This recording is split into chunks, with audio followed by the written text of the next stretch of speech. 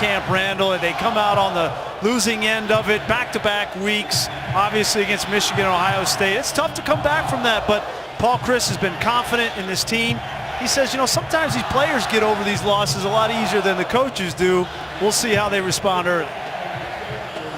And of course, Iowa comes off a blowout win over Purdue, 49-35, and it wasn't that close. Although Kirk Ferentz did have to bring his starters back in to make sure the outcome was never in doubt. P.J. Rosowski will kick it away, and it'll go out of the end zone. And we'll see the Iowa offense, but let's show you the Wisconsin defense. They might be the stars of this show. There's no question they've been the stars of the season for Wisconsin. They were #1 in scoring defense a year ago under Dave Aranda. Everybody had questions coming into 2016. Could they do as much? They've done better. They have controlled games. They shut out teams on offense, and today will be no different. C.J. Beathard, the quarterback for Iowa, will have his hands full. And there's Vince Spiegel. As everyone said, the audio was turned up in practice this week. The star of that Wisconsin defense does return. LaShawn Daniels is the ball carrier, and T.J. Watt makes the first tackle of the game. C.J. Beathard is the starting quarterback. As Kirk Ferentz told us, Beathard is made of the stuff you can't teach. Yeah, and you know what? He's got poise. He's tough. Last year he played through sports hernia injury, but he's got to know where the weaknesses are. He's got some tackles up front on the outside starting today. They've been banged up. He's got some weaknesses he needs to be aware of. 2nd and 9. Here's Daniels through the hole.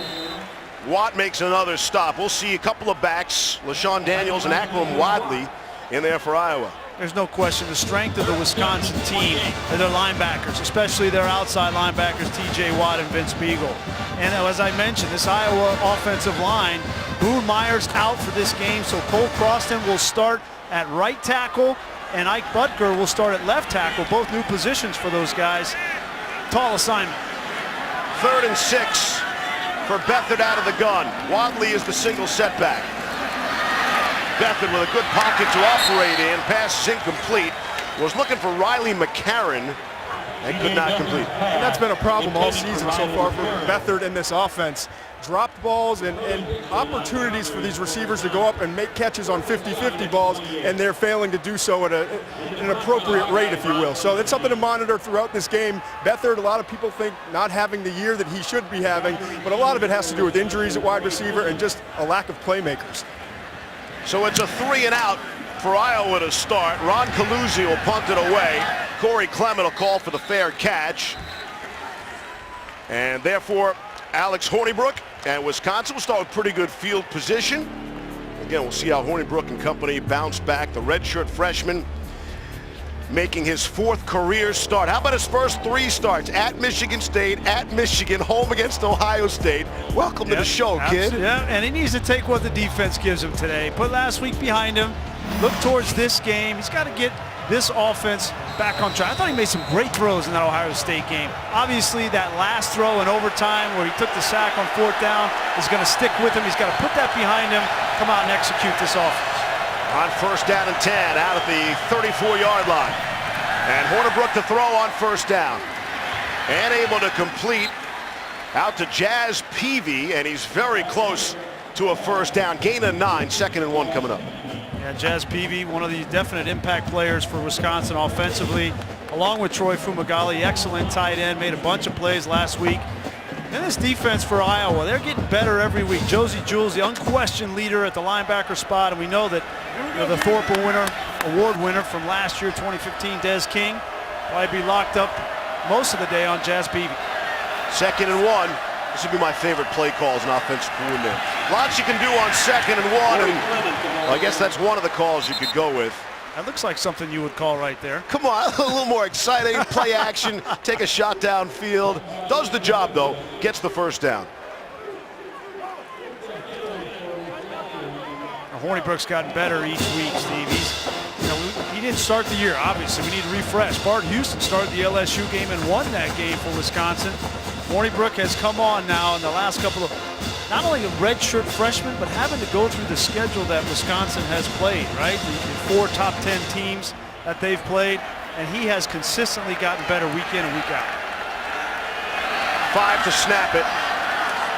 They get it away, and it is the sweep to A.J. Taylor down the sideline. This was so effective a week ago. The jet sweep going to Jazz Peavy. This time it's A.J. Taylor, the true freshman. Yeah, we saw many times Peavy getting this jet sweep. They like both freshmen, A.J. Taylor and Quintez Cephas. They wanted. We were talking with Paul Chryst, wants to get some of these younger wide receivers involved. He knows that he needs more depth behind Peavy at the wide receiver position, and Taylor and Cephas are the top 2 candidates. Gain of 23. Here's Corey Clement now. Had a little wildcat for Wisconsin, so some early wrinkles. And Clement's going to carry the football. Left side, takes a big hit as he was slammed out of bounds. Hit by Brandon Snyder, the free safety, and these safeties do hit for Iowa. I watched the tape of Brandon Snyder. He's a former quarterback in high school. He is one of these safeties that just comes up and hits you. I mean, you've seen this time and time again. He's forced 4 fumbles from that safety position already this year. When you see a big hit like that, you always wonder about targeting the crown of the helmet. Hornibrook is back under center on 2nd and 7. Handoff to Clement, straight up the middle. This time it's Miles Taylor, the other safety, coming up to make the stop. This running game for Wisconsin, man, I mean, they did a number against that Buckeyes defense. Yeah, certainly, and I don't think that Ohio State defensively was ready for it. It's a great game plan from Paul Chryst. Mixed up his formations, motions. They threw the ball on 1st down, ran it on 2nd down. It was really impressive what they were able to accomplish. 3rd and 2. Wisconsin likes Dare Ogunbowale in this spot. He's in there right now. And they get it to Ogunbowale, and he does have the 1st down, just enough. Look at you doing your homework on Ogunbowale and 3rd down and short. We've seen Wisconsin a lot this year. We're the voice of the Badgers. This is the same play they ran in the Ohio State game. He missed Ogunbowale for a big 3rd down conversion. This time, Hornibrook with an accurate throw. And this will be interesting to watch, too. With Wisconsin struggles last week in the red zone. They're getting close to getting into the red zone. They need to convert with touchdowns, not field goals. I thought that was the big difference last week. Clement is split out, and now they hand it off to him, coming back around. Here's Corey Clement. He's inside the 20-yard line now. Paul Chryst is well known as one of the best play callers in college football. I think you're seeing it. You saw it last week. They came out. They had Ohio State on their heels. Every week he comes up with some package, a personnel grouping, a formation, a motion. We've seen Clement in motion, not Peavy on the jet sweep. We've seen Taylor on we've seen Wildcat here in the 1st drive. You're going to get something that you haven't prepared for when you play against a Paul Chryst offense. Because Iowa has to prepare against Peavy on the jet sweep, because he was the one who abused Ohio State in the 1st half. A week ago on 2nd and 7 now. Clement trying to pick his hole. Desmond King came up to make the stop. You mentioned the Thorpe Award winner. That goes to the single most outstanding defensive back in the country. What an honor that was. King, by the way, they wonder when's he going to score a touchdown this season. He had a 41-yard interception return for a score against Purdue a week ago. 3rd and 2, 9th play of this drive. Ogunbowale checks back in.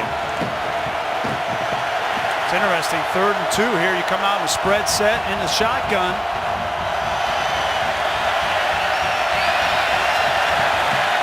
Hornibrook to throw. Not even close. There is a flag down. Jazz Peavy was in the neighborhood. Brandon Snyder had the coverage. Flags on the opposite side of the field, David.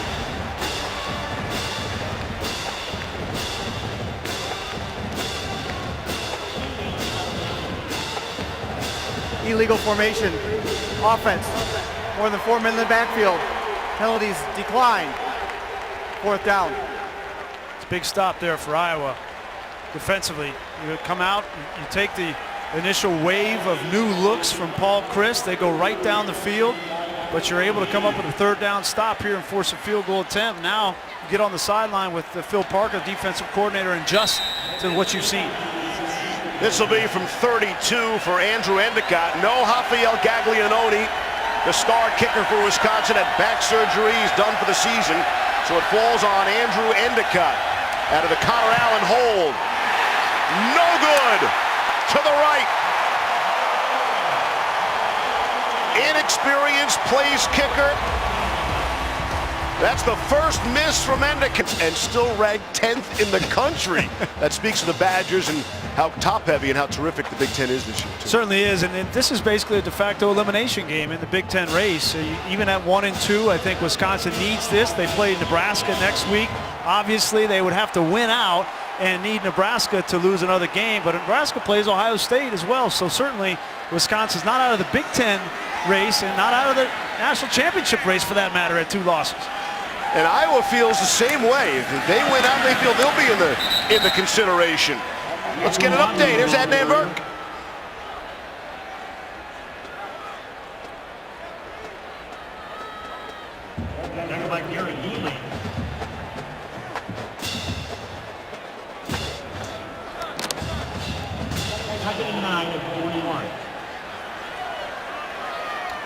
All right, Adnan, thank you. Keep us posted there. After the 1-yard gain by Akram Wadley, 2nd and 9. Keep in mind, Iowa went 3 and out. This is their second possession of the game. And Beathard is throwing for Riley McCarron. And he's got it, first down yardage. Gain of 10. You got to give C.J. Beathard time to throw the football, and if you do, he can hurt you. He's an accurate thrower, throws the ball on time, he's smart, poised. McCarron has become his #1 target now that Matt Vanderberg has been out for the season with a foot injury. He needs McCarron to make plays just like that. Beathard is 18-4 as a starter, 9-2 here at Kinnick Stadium. On the ground to Wadley. And I said earlier, there's been a lot of things going on with the wide receivers leaving the program before the season. Lost Matt Vandenberg with the foot injuries, out indefinitely. He was the team's leading receiver just a few weeks ago. And he continues to show mental and physical toughness. Really respect that about him. Everything that he's been through this year, never shows any frustration. Yeah, Greg Davis told us that Beathard is as tough as boot leather. That's tough. 2nd and 5. Here's Wadley, loves to spin. Jack Sitchie comes up to make his first stop. Sitchie made 15 tackles. He said 15 tackles a week ago, 11 of them solo. Yeah, he was the Big Ten Defensive Player of the Week, but he's got a tougher job today. And Todd, this Wisconsin defense will be without their nose guard, Olive Songapolu, who was an excellent player at keeping this offensive lineman off of the linebacker Sitchie. TJ Watt's out of the lineup, checked out there. CJ Beathard run right up the middle for the first down yardage. That's a good point, because that's the centerpiece of this Wisconsin defense. You have to have a nose tackle that can eat up 2 blockers, and that really creates a lot of opportunities for linebackers to come in and make plays. And I would argue this is the best linebacking core in the entire country. The Florida Gators, maybe you could stack up there. Yep. But with Beagle back, and then with Garrett Dooley showing what he showed while Beagle was gone, and this group is deep and loaded with talent. They figure to be tested today as Iowa will look to run the football on 1st down and 10. Off the play fake, Beathard to throw. And incomplete, over the head of George Kittle, the tight end. I think one last point, they are deep and they're strong at linebacker. They are not as deep on the defensive line. So the loss of Songapolu is big. They will play Alec James, who I think is one of the most underrated players on this Wisconsin defense, number 57, an outstanding player. They're going to move Connor Sheehy from tackle to nose, which is a very different position. We'll see how he holds up. And then the last guy that needs to play today is a true freshman, Garrett Rand, at nose guard. Watt is back in the game on that Wisconsin defense on 2nd and 10. Throwing to Wadley out of the backfield for the short game. Bring up a 3rd and long. Sitchie on the stop. Wadley's a player that just jumps out on tape. I think he's probably the most dynamic athlete that Iowa has on the offensive side. Just watching his ability to create in space and also in small spaces, it's not a surprise that they're working him a little bit more as a running back, but also moving him around as a slot receiver. Just find a way to get the ball in Wadley's hands, and he can make some big plays. 7.4 yards per carry for Wadley. That is the best in the conference. Here's 3rd and 7 now. Approaching midfield. Beathard throw to his left. Able to complete. Jay Shield able to break the tackle, and because of that, gets the first down. Shield, a sophomore from Mount Auburn, Iowa. And Wisconsin got exactly what they wanted, and it's the corner, Figaro, that's just got to make the tackle. You come up, make that tackle, and force a punt. Great effort by Shield to get a big first down. Those are the plays that you need from your receivers. Instead of the drops and some of the other missed opportunities to break a tackle, although this it looks like a bad spot from where I'm standing. Wow. At the 49. Into pressure the Hawkeyes. His right foot looked like it went out of bounds. The ball was in his left hand, but wow. Officially they give him 6, and officially Iowa is punting. Corey Clement, the fair catch at about the 8-yard line. Take another look at that spot when we come back.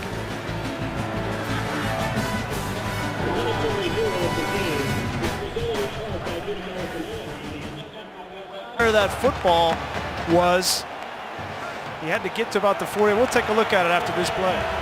We'll take another look at that. Wisconsin is backed up now. They'll start at their own 9-yard line. Austin Ramish, the fullback. Hey, what's a fullback? Fullback in front of Corey Clement. Send the man in motion and hand it off to Clement. Good second effort there. Finally, Ben Neiman brought him down, but not only Clement had himself a good game.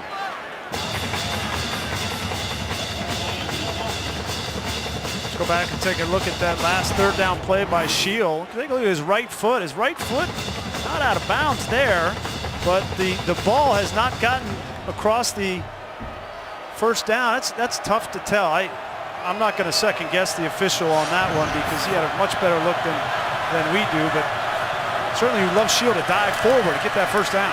2nd and 5, pitch to Clement, cuts it back inside, first down yardage, and then some. Brandon Snyder came up to make the stop, gain of 8 on the play. Todd. Clement just looks different than he did a few weeks ago when we saw them. He had that injury, he just wasn't himself, but you see now the explosiveness and the ability to break more tackles. That was what was missing in his game, and we saw it against Ohio State last week. He really looks like the old Clement, the guy who we thought was going to be the next great Wisconsin back. Well, he's healthy, right, Todd? I mean, exactly. that's the thing is he's healthy, and they're going to use him in different situations. Now you see him lined up out as a wide receiver. Expect a jet sweep or fake. That's Clement in motion. Hornibrook straight drop to throw. Has a man, and it is dropped. Troy Fumagalli had him over the shoulder. Fumagalli couldn't hang on. Here's Adnan.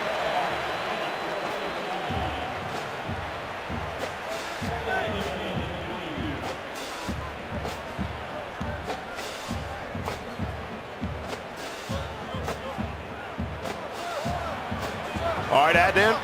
You're on ESPN, a drop that the Badgers can't afford to make. Great throw there. Right? Wow. Great design, too. Again, talk about Paul Chryst, but you put your best player, Corey Clement, in motion. You get the defense looking at the jet sweep, and you drop a nice pass into Fumagalli. He just lost sight of it. Paul Chryst, one of just a handful of Power 5 head coaches, who also calls the offensive plays. Hornibrook throwing again. Eric Steffes, the tight end on the far side, makes the grab.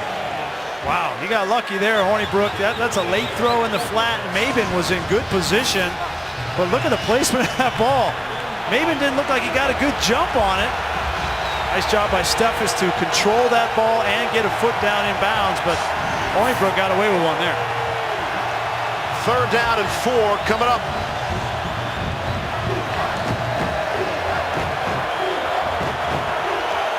Fumagalli and Ogunbowale. Say that real fast. Why would you do that to me? Those right two before guys, 3rd and 4. those are the keys on 3rd down. Of course they are. Dare and Troy. Here's Hornibrook. Pressure in his face. Got it away. It's Ogunbowale. First down and much more. Josie Jewell eventually wrestles him down, but they're across midfield. One of my favorite routes. You put your 2 playmakers and you run what we used to call a Texas route, which is basically an out and then back in. Fumagalli's going to clear it out, and Ogunbowale, man, I did just say it right there. Ugonna runs a great route on a linebacker. That's a mismatch. Josie Jewell is not going to be able to guard Ogunbowale in man-to-man coverage on 3rd downs in this game. Gain of 26 on the play. Clement and Ramish out of the eye. Quick screen out to the wide receiver and too high for Jazz Peavy. Over his head, Desmond King had the coverage. Wisconsin has really jumped on teams. You see the first quarter comparison, 32 points to 6 in the time of possession, almost 3-1.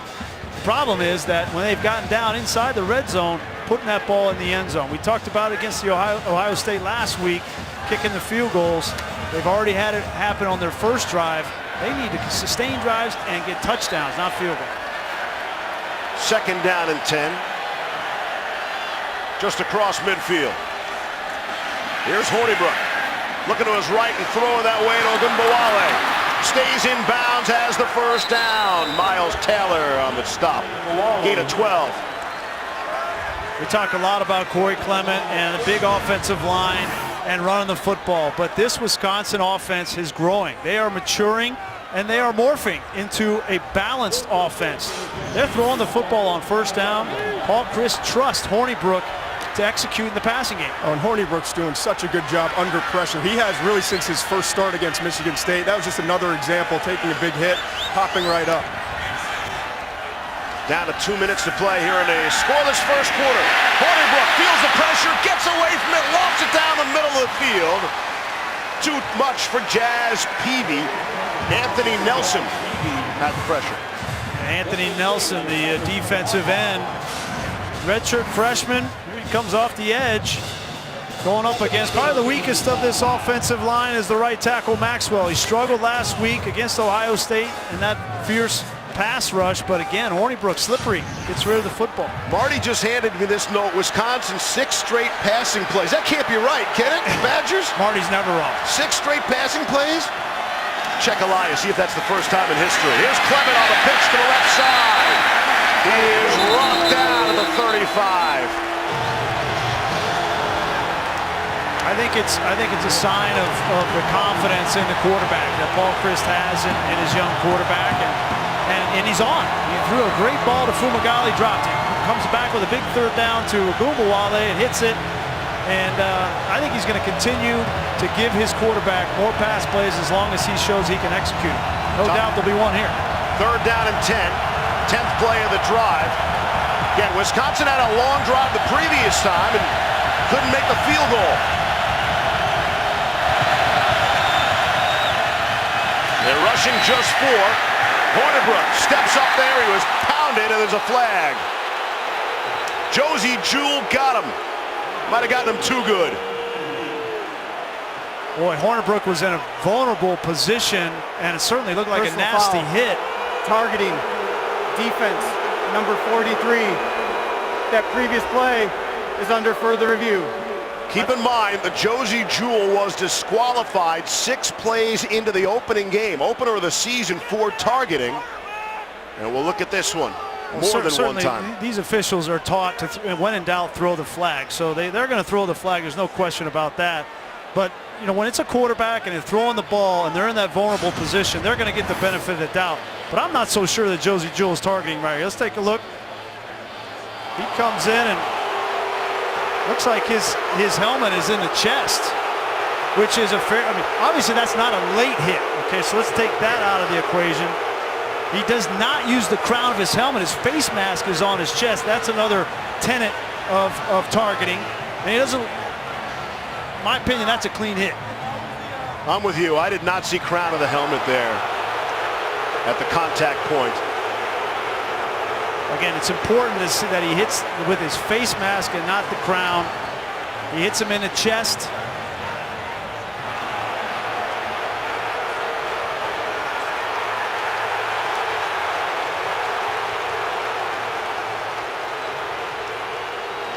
There's Kirk Ferentz, his reaction, looking at the replays. Eyes are up. Eyes are up, yeah.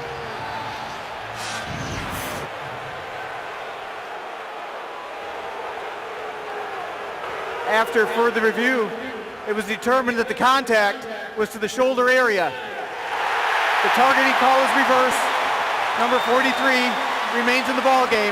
Result of the play was an incomplete pass. 4th down. Jeff Servinski, our referee, and we are in agreement with that call. Great job by Jeff and that crew, Big Ten crew. That's what this was. This is how it was designed to play out. When in doubt, throw the flag on the field. And then rather than taking Josey Jewell out of the game, this year the new ability to replay and overturn that, I think it was done well. So there might have been some harm, but there is no foul. Bart Houston, the now backup quarterback for Wisconsin, was out there on the field taking snaps. We'll check on Hornibrook as well the next time Wisconsin gets the football. But Anthony Lottie is back to punt. He's at the Iowa 49. Desmond King is back deep at the 8. Lottie will get it in the air. End over end. King will let it bounce. And it bounces down at the 2, and it'll be down to about the 6-yard line. Nice sandwich there. So we've had a lot of action. Just no points to show for it. Into the final minute of the first quarter. On the scoreboard, Wisconsin 2 long drives, driving to the Iowa 14 and the 35 with nothing to show for it. And so Iowa will take over in the shadows of their own goalpost. Final minute, quarter number 1. C.J. Beathard will hand it off to LaShawn Daniels. Straight ahead, Jack Cichy to stop. Adnan Virk the update. Led by Jack Cichy. 2nd and 4 at the 13.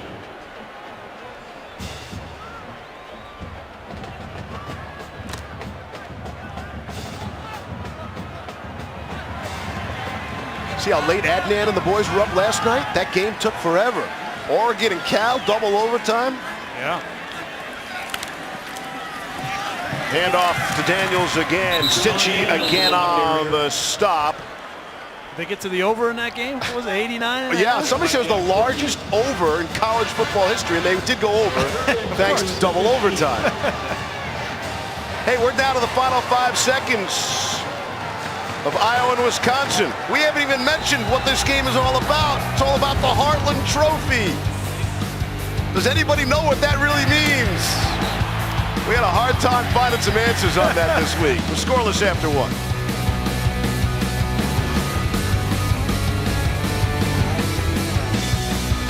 It's a bull mounted on a walnut base, native to both Wisconsin and Iowa. It's got the scores, and they've been playing for 100 years. No, it's not 100 years for the Heartland Trophy, actually. It's just the last 10 or so. Yeah. 5 and 5, Yep. even 5 and there. 5, yeah. So this is the 11th. Pass is knocked away on 3rd and short. Riley McCarron, a little too low for him. And I'm glad they reorganized the Big Ten Conference into East and West. When it was Legends and Leaders, these two teams weren't going to play each other. So there was 2 years, 11 and 12, where they didn't play, and one of the biggest advocates for getting this game back on the schedule was Barry Alvarez. So we need to play this game. So Barry in the hallway in the press box. You have the red jacket on? Yeah, of course he did. Or maybe a sweater, red sweater maybe. Okay, yeah. Part of the College Football Playoff Committee, of course. Corey Clement is back at the 41, and he'll fair catch it.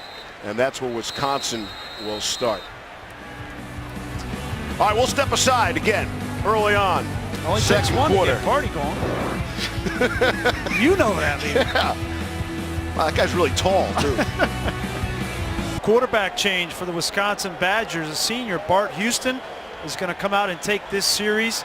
This has been planned for Paul Chryst all week long. This doesn't have anything to do with an injury. Alex Hornibrook is just fine, but Paul Chryst wanted to get his senior in the game and give Alex Hornibrook a chance to look for a series from the sideline. And Houston will benefit from Wisconsin's best starting position today, their own 42-yard line. Going to come out firing and completing to Jazz Peavy down the sideline, first down.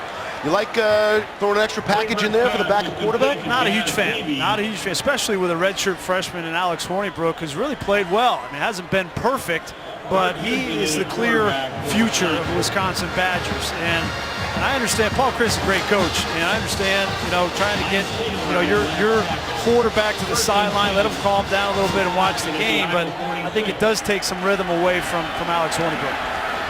Clement is split out to the right. Now they send him in motion. Don't even fake it to him. Give to Ogunbowale. And trying to push the pile to the 40-yard line. Back to Adnan.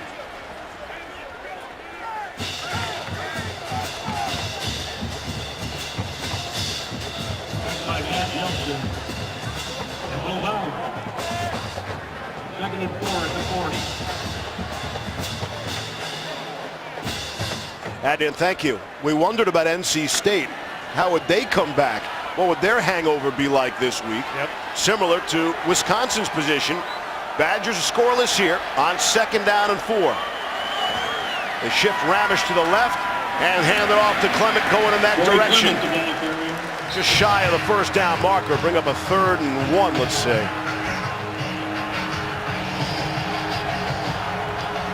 Bart Houston started the first 3 games of the season.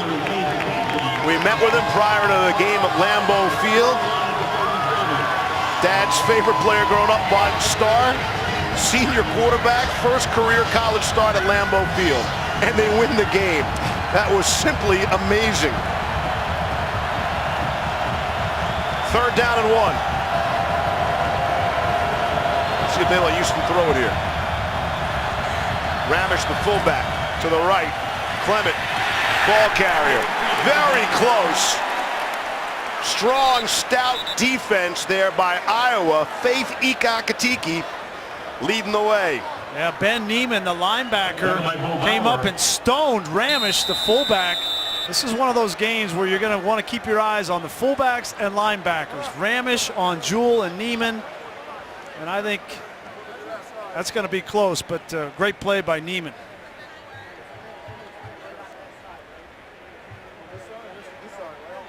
Like they had to get to the 36-yard line. Thank you, sir. Yeah,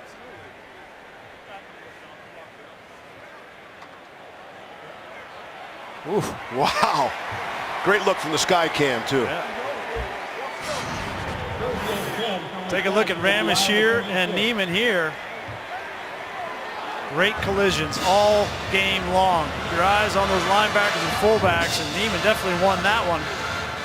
Just not able to keep Corey Clement from the 6 inches he needed to get the 1st down.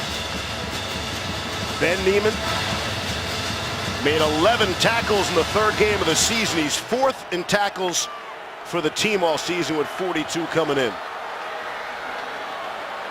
So they get the 1st down, fresh set.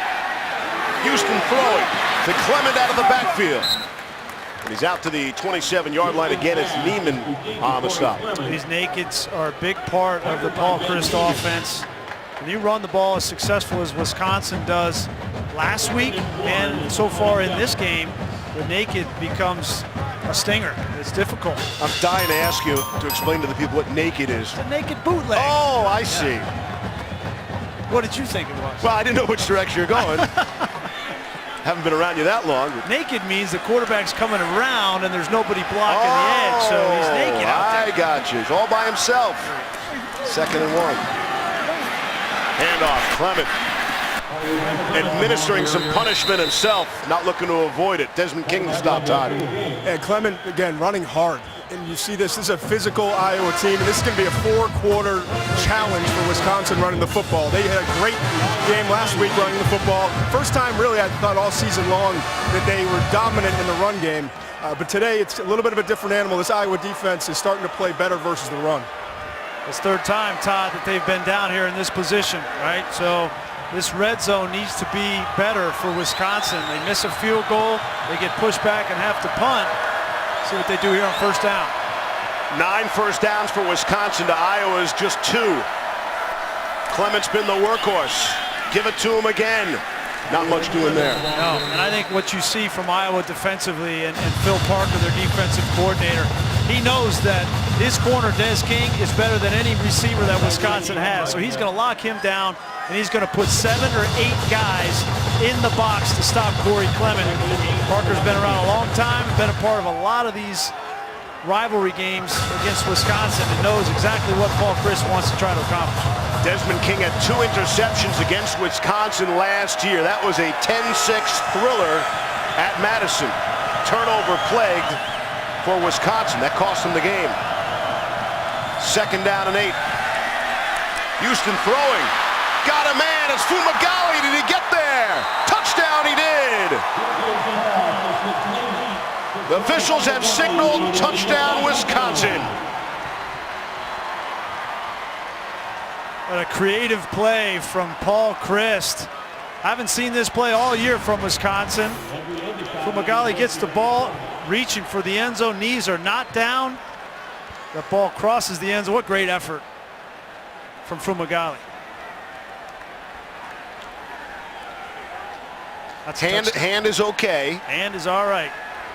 Knee is not. Knee didn't look like it touched.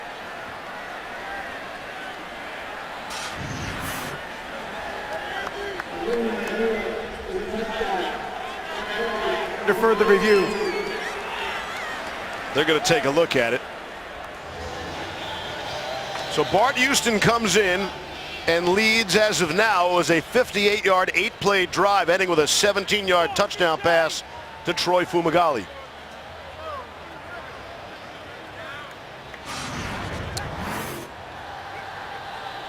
I think this is going to be a quick review. Again, hand is not down.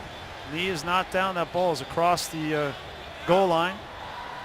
Give Paul Chryst a lot of credit too, because you come down third time in the red zone and call a different play. After further review, the ruling on the field is confirmed.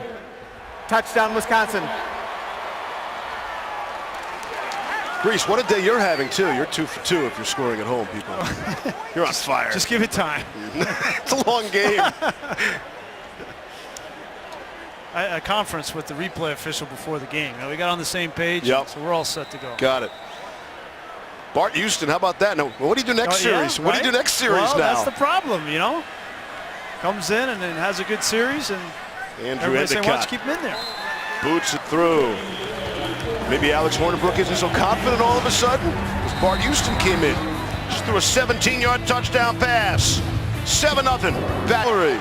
They said the managers on both sides, they weren't so attentive this week Right. because they wanted to save their legs. They weren't hustling around practice. There was a whole lot more attention on this toolbox game than you can imagine. It's a big deal, all in good spirit and college fun. And Wisconsin has won 6 in a row. Bouncing ball picked up at the 10-yard line and get a bit of a return to the 24. Steve, that last touchdown came down to details. Watch the eyes of Bart Houston. He's going to look this way, and what that does to all the linebackers and safeties is move them to one side of the field. And here's Fumagalli. He's going to be one-on-one with the safety, which opens up a great lane to throw the football for the touchdown.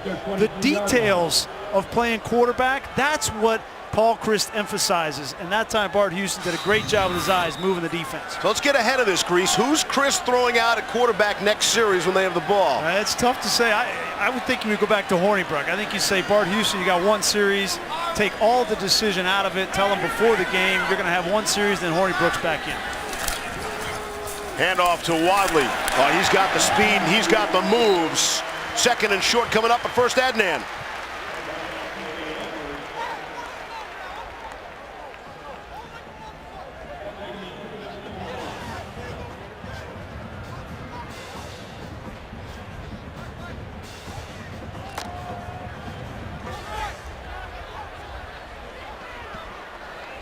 All right, Adnan, thank you. Texas will host Baylor next week. Baylor ranked 9th in the nation, undefeated. They're off this weekend. Handoff, it's Wadley again. Crashes forward, has enough for the first down, and Vince Beagle on the stop. We talked about Beagle early. Yep. I might have mentioned his name one other time. Well, they've been rotating, Steve. They've been rotating Beagle, T.J. Watt, and then Garrett Dooley at that outside linebacker spot. I think it's smart. Beagle's back in a hurry from having a screw put in his foot. You don't want him to play 65 snaps in the game. You only want him to play 25 or 30, so rotate him around, keep him fresh. That surgery was some 3 weeks ago. Said to be a quick healer. Who's young and not a quick healer, right? Here's Beathard throwing down the field, has a man, and Shield, and he can't hang on. Jay Shield had a step on Lubern Figaro. Well, Shield and Figaro have been going at it. This is a great throw from Beathard. Boy, close. It's interesting, they're targeting Shield a little bit more than Jermanique Smith. Smith is the speed guy on the outside, a true sophomore. Got a 45-yard run last week and has been their big play receiver, but Shield's getting an opportunity to try to make plays. Here's Beathard. Screen out of the backfield, and Wadley can't hang on. Brings up a 3rd and 10. That was well defensed by this Wisconsin defense. They saw and read screen immediately, and They weren't out there to make the tackle, but they got in the way of the throw and made C.J. Beathard put a little bit too much air on it. It's hard not to get frustrated, though, Grease. Yep. As a quarterback, when you make that throw down the sideline, and even that screen, that's a ball you can catch. It's just interesting watching his body language. He's done a great job of not letting his teammates know how frustrated he is, but you know he is. Yep.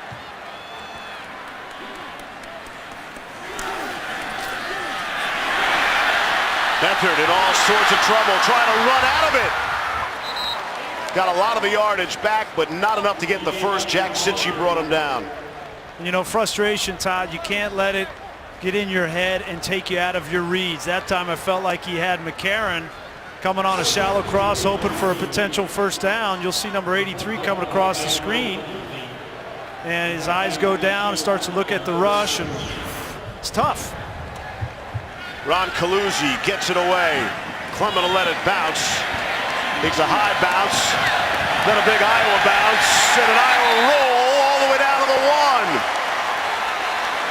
1. 57-yard punt. Who's going to lead Wisconsin's offense back on the field? 7-0 Badgers. It's a little too close. I'm feeling real calm today in the booth. You don't have to spend all that time in the pink locker room. Alex Hornibrook is in fact back. When I say back, he's back just about at his goal line. He's standing in his own end zone on first down and 10. And Hornibrook trying to give some breathing room. He'll dive left for a yard or two. So I mean, that was my first experience. I'd heard for years about it. I was shocked how pink it was. You're sporting the pink as well. I wore pink today. Yeah, I got a little pink in the blue tie. Could remind me next week, when you come to Kinnick, you got to wear pink, right? So do you think it works? Do we think over the years it's had any impact at all? You know what Hayden Fry used to say? When a coach would come to complain to him on the field before the game, he knew he had him. Right? Bo Schembechler was famous. He used to bring big sheets of white paper and put it up on the walls because he hated the pink locker room.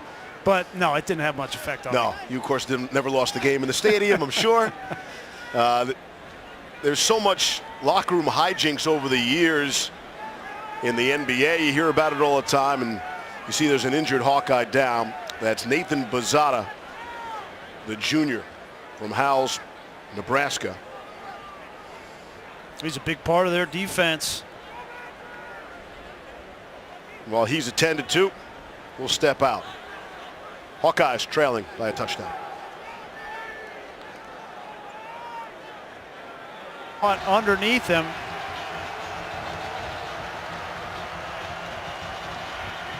Scary looking play there for Bozada. His backup is Faith Ikakati, the senior from Brampton, Ontario, as Don Cherry would say. Good Canadian boy, I tell you.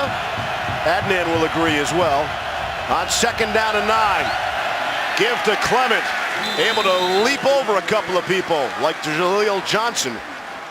And able to get out to the 5. Well, with Bozada out, more of the pressure on Jaleel Johnson. He's their senior leader. Todd, what do you see from down there right near That was Johnson? a great play by Jaleel. He flew off the ball with good leverage and kind of saved the play. I think Clement had a chance to pick up 7, 8, 9 yards in that run if Jaleel didn't get his arm in the last second. But you're right, he's a key player now in the middle playing nose tackle. It's a great look down there for you, Todd. 3rd and 6. A.J. Taylor on that jet sweep. Desmond King made the stop. Not going to get there. 4th down. Well, obviously, you don't want to put Iowa in a position to make a big play on the defensive side. A little surprised they didn't throw there, but just the inability to get a push on front for offensively. That's why it's so good sometimes to be in the end zone. You guys have that all 22 from the sideline. Being in the end zone, I can get that tight copy look, if you will. Here's P.J. Rosinski. Punting away.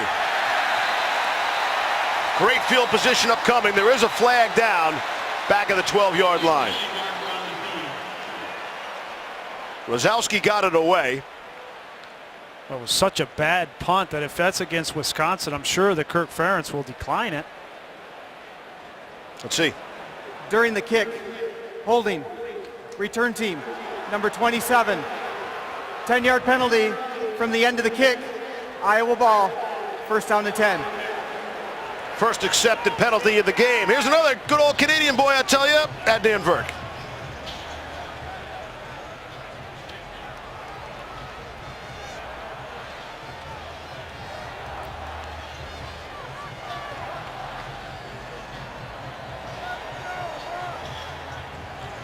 Adnan, thank you. Boy, Northwestern, they're a team that's You're on 'em. sneaking up. I mean, they scored 50-plus points against Michigan State last week.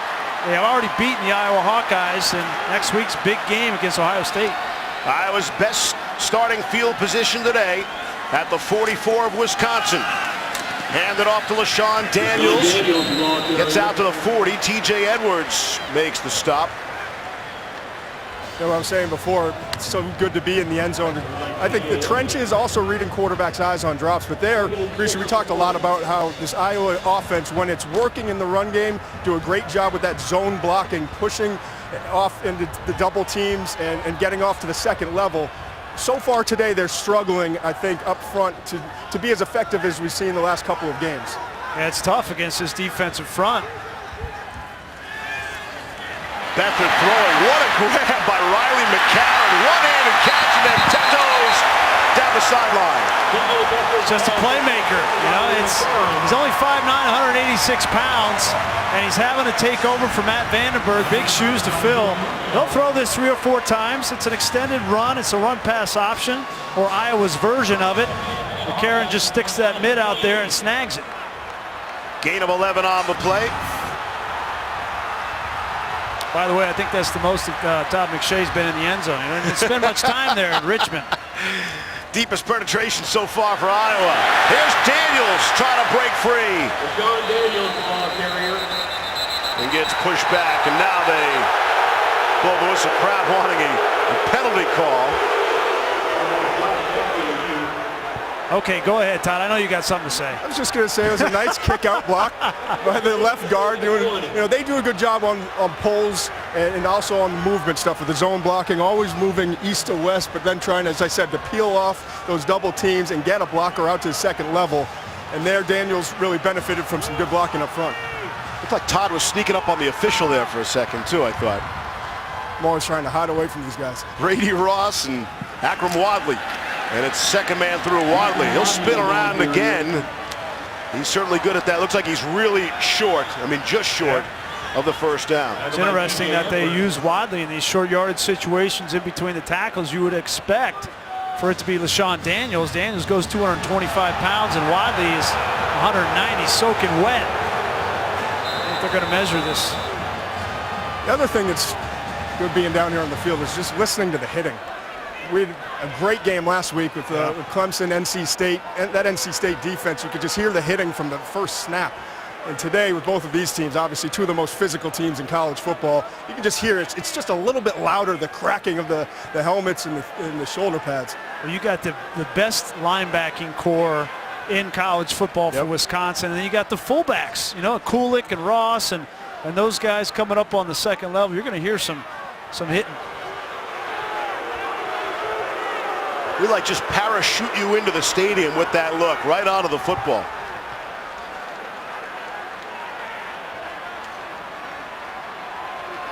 Kirk Ferentz has cut his teeth as an offensive line coach, one of the most experienced and best coaches in all of football. Takes a lot of pride in this offensive line for the Hawkeyes. Brady Ross is the fullback in front of LaShawn Daniels on 3rd down and 1. Oh, offside. George Kittle, the tight end, Steve. Ball start. Offense number 46. 5-yard penalty. 3rd down. In these short yardage situations, as a quarterback, I never like to use a quick count, right? I always wanted to use a standard count on one for this reason, because you get up there and go on a quick count, and the tight ends, first time they hear anything, they jump. As was the case there, Kittle, who left last week with a foot injury, left the stadium in a walking boot. He said they have to be really smart with how they play in this week in terms of the numbers of snaps. So you see he'll step out on 3rd down and 6 now after the penalty. That's where you got to find McCarron. Riley McCarron in the slot. It's all-out blitz. And again, crowd couldn't hear the whistle. To delay a game. They get the timeout. 0's on the play clock.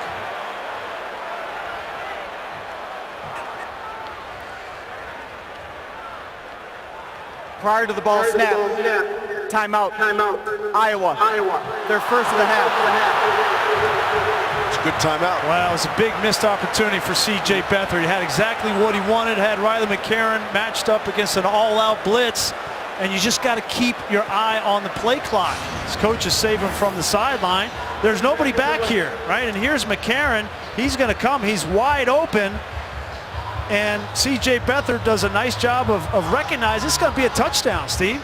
But you got to we went back to the details, right? Wisconsin scores a touchdown. As a quarterback, you got to have all of it, and just too much time.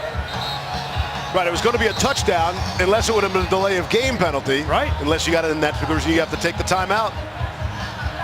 So now let's play it forward. You know, if you're Justin Wilcox, defensive coordinator for Wisconsin, you're not coming with the same blitz, right? It's the last thing you're going to do. You probably play coverage here. And you know, I thought coming into this game that C.J. Beathard was going to need, you see Justin Wilcox there, thought he was going to need to make 3 or 4 plays with his feet, conversions in situations like this for them to pull this upset.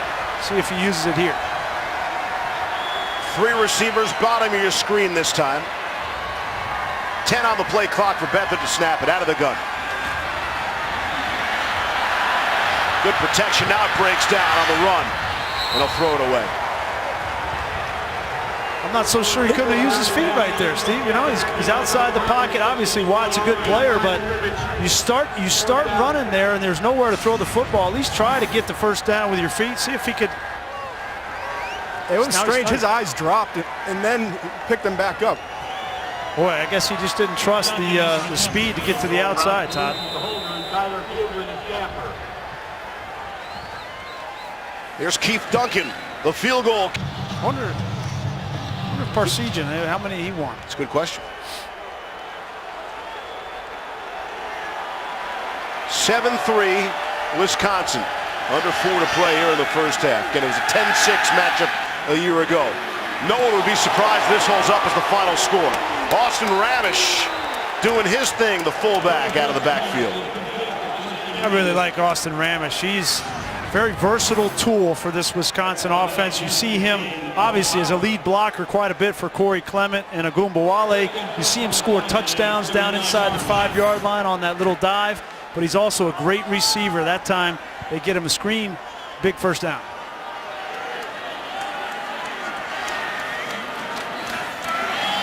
Delayed handoff to Clement, maybe a yard. Josie Jewell on the stop. Jewell with 61 tackles, leads the team, 6th in the conference. He's a great player. Talked to him yesterday. He's an intense guy. You know, with that name, you know, I want to call him the Outlaw. You know, Outlaw Right. Josie Jewell. Yep. I don't know if he likes that, but outstanding core linebacker. They're tired of hearing about Wisconsin's linebackers. Bauer, Jewell, and Neiman. Morningbrook throwing across the middle, able to complete. Has Kyle Peniston with plenty of running room. Kyle Peniston, the freshman from California, on the long gain. We talked with Phil Parker, the defensive coordinator for Iowa last night. He said this weak side dig is one of the favorite things that Wisconsin likes to do. He knew it was coming, just unable to play. And that was Desmond King. You know, they're Thorpe Award winner out there, but sometimes when a corner gets matched up on a big tight end like Peniston at 6'4", 240, they just don't play it right. They get lulled to sleep. And King is one of the best tacklers after the catch in the country. Only 2.2 yards per catch allowed after the reception coming into this game. Handoff, here's Clement, trying to back his way down by the goal line. Peniston maybe caught Iowa by surprise a little bit, just his 4th catch of the season. And that went for 54 yards to get him down by the goal line.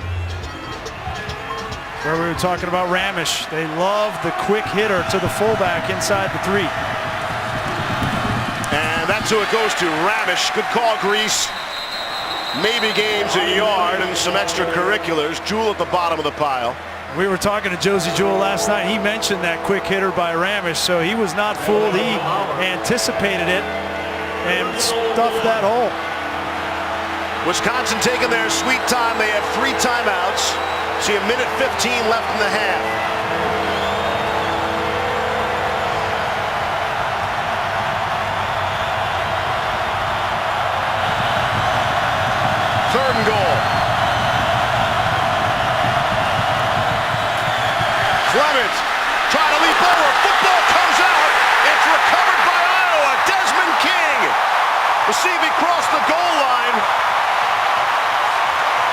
Well, this crowd at Kinnick Stadium doesn't think he did.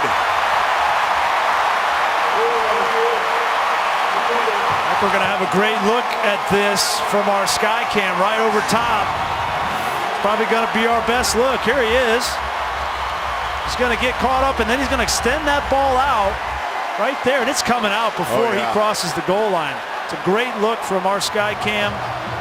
Jewell got the pop that knocked it free, and then King would recover in the end zone. And the call on the field is fumble. Yep.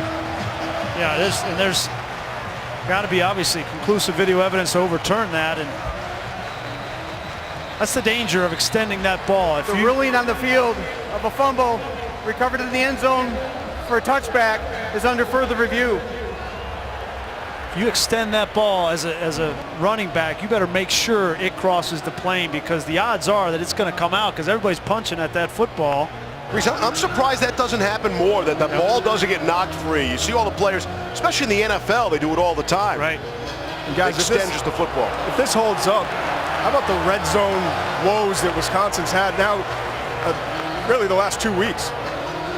Well, and last year, Todd, remember, in this game, Iowa won the game because Joel Stave fumbled on the 1 yard line going in. They only lost by 4 points. Paul Chryst remembers last year and said, something we got to deal with. Levy's still salty about having to do that game. Stave had his foot stepped on while he was trying to hand off the Taiwan deal. 4 turnovers in that game for Wisconsin. After further review, the ruling on the field stands as called. Touchback, Iowa's football, first down to 10. And that's the first turnover of this football game. And it comes in a big spot for the home team. Well, and with less than a minute, this half has flown by because both of these teams been running the football so well, but wouldn't be surprised if Iowa's pretty conservative here before halftime.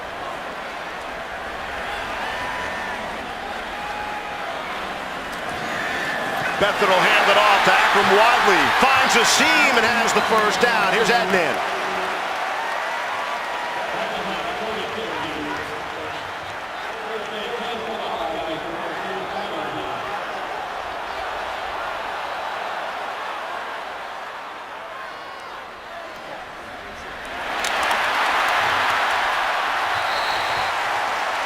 All right, looking forward to that. Noah Fant on the receiving end of that C.J. Beathard pass. We were expecting to see a little more of Noah Fant catching the football. 2 big chunks right there, Steve. Obviously, now this changes the philosophy. Iowa's got 2 timeouts. They're close to the 50-yard line. Only need about 25, 30 more yards to get in position for a field goal attempt. Keith Duncan, their kicker, his long, and he also is an inexperienced true freshman, his long on the season is just 28 yards, so we'll watch for that. Here's Beathard throwing downfield, little back shoulder for Jermanique Smith. Figaro got what they wanted, one-on-one coverage with Jermanique Smith, their fastest player, and I thought Smith needed to fight back more for this ball. I mean, the ball's not going to be perfect. You fight back for that ball, you might catch it, but more than anything, you're going to get a pass interference penalty. It's just that's too cavalier right there from Smith. Missed opportunity. That's the first target of Smith as well? Yeah. We haven't seen a lot of him. We expected to see more. Here's second down and 10. Sillo's 2 timeouts in Ferentz's back pocket. Out of the backfield, it's Wadley. He's out of bounds, cross midfield. Sitchy got him. This is the area of the game where they really missed George Kittle, and Kirk Ferentz knows he was their most dependable receiver, the tight end. He's just not healthy enough to run routes. So Fant, as you mentioned, who's a true freshman, talented kid, 6'5", 220 pounds, needs to take over in that pass-catching role for the Hawkeyes. With Kittle watching from the sideline on 3rd down and 4. McCarron in motion. Now he sets. Beathard looking his way and finds him first down yardage. You might want to use a timeout if you're Kirk Ferentz here. And he does, under 20 seconds. It's a great throw there from Beathard. That was a tight window. McCarron, again, running that little out and back in. Has to be a perfectly thrown ball. It's a big drive here. You get some points before half. You get the big stop. Hey, tonight on ABC Saturday Night Football, J.T. Barrett, number 2 Ohio State. Another tough Big Ten road test in the Happy Valley. Everybody's going to be in white tonight. They'll take on Penn State, Buckeyes, Nittany Lions. Saturday Night Football presented by Walmart, 8 Eastern, 5 Pacific on ABC. Also streaming live on the ESPN app and watch ESPN. We were talking with Kirk Ferentz last night where they needed to get to for their freshman kicker. He said maybe the 27-yard line is their target for Keith Duncan. Still one timeout left. Here's Beckard. Some pressure, gets out of it. Now on the run, now wants to get out of bounds, and he does. And he was tackled well out of bounds, I thought. I don't believe a flag has been thrown. Well, he's underneath the bench over there. These sidelines are so close, Steve. I remember playing here. There was no room on these sidelines. And Sitchy, you're running full speed, and those guys go out of bounds, and it's not always safe. I mean, well, it's great for the fans. It enhances the fans' experience. But you're right, tough on the players. I mean, they're running full speed, and he goes down. You're not stopping. He hits that bench hard. His back exposed. Good thing he's all right. And no flag on the play. Ball spotted at the 40 of Wisconsin. Got to recollect yourself here. You can still throw the ball in the middle of the field. You got 11 seconds, but you better not be running around in the pocket, because if you do that, you might burn 11 seconds. Beckard to Wadley. I'm not sure the first down matters so much with 5 seconds left. That was a great gain play. of 11. Great play, because they need to get to the 27. That's what Kirk Ferentz told us. Take what they give you and get what you can down to the 29-yard line, where you give your field goal kicker a chance. They're going to bring him out there. And great poise by Beathard. You know, it's you come out and you hit the bench and it's all flustered, and come back and make the right play. This is Miguel Recinos, the kicker. He's their long distance guy. And Wisconsin. Wisconsin has all 3 of their timeouts. 30 seconds in length. Now down to 2. Well, Ferentz told us that Keith Duncan would be around the 27. I guess we're at the 29, so they're going to bring in Recinos, who's got a little bit more range, but not quite the accuracy.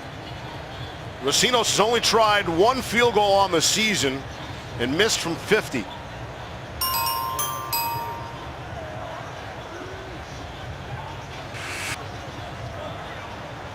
We knew this was going to be a tight game. You know, these two teams in history have been so tight. Probably going to be less than a touchdown at the end, and how big this field goal is going to matter. This Iowa drive, 51 yards in 49 seconds. We'll see if it results in points. 47-yard field goal attempt from Miguel Recinos. Out. Wisconsin. Second of the half. It's like the NBA. Wisconsin going back-to-back timeouts. They need to get rid of that rule. Right? You can't do back-to-back. Just one. You're good One's with enough. one. Yeah, one's enough. NFL Insiders will come your way tomorrow, 10 a.m. Eastern Time. All your inside action. Get you caught up to date. Then at 11 a.m., Chris Berman, Wendy Nix, and the gang, Sunday NFL Countdown. And this week on ESPN's Monday Night Football, Brock Osweiler returns. The crowd will go wild. Maybe not wild. Not. Yeah. See what Von Miller has to say about that. Be the Broncos and the Texans on Monday night. They're not going to use one more timeout, Grease, are they? They're going to let him kick this one. Make him think about it. Ooh, in your eye. Recinos, good.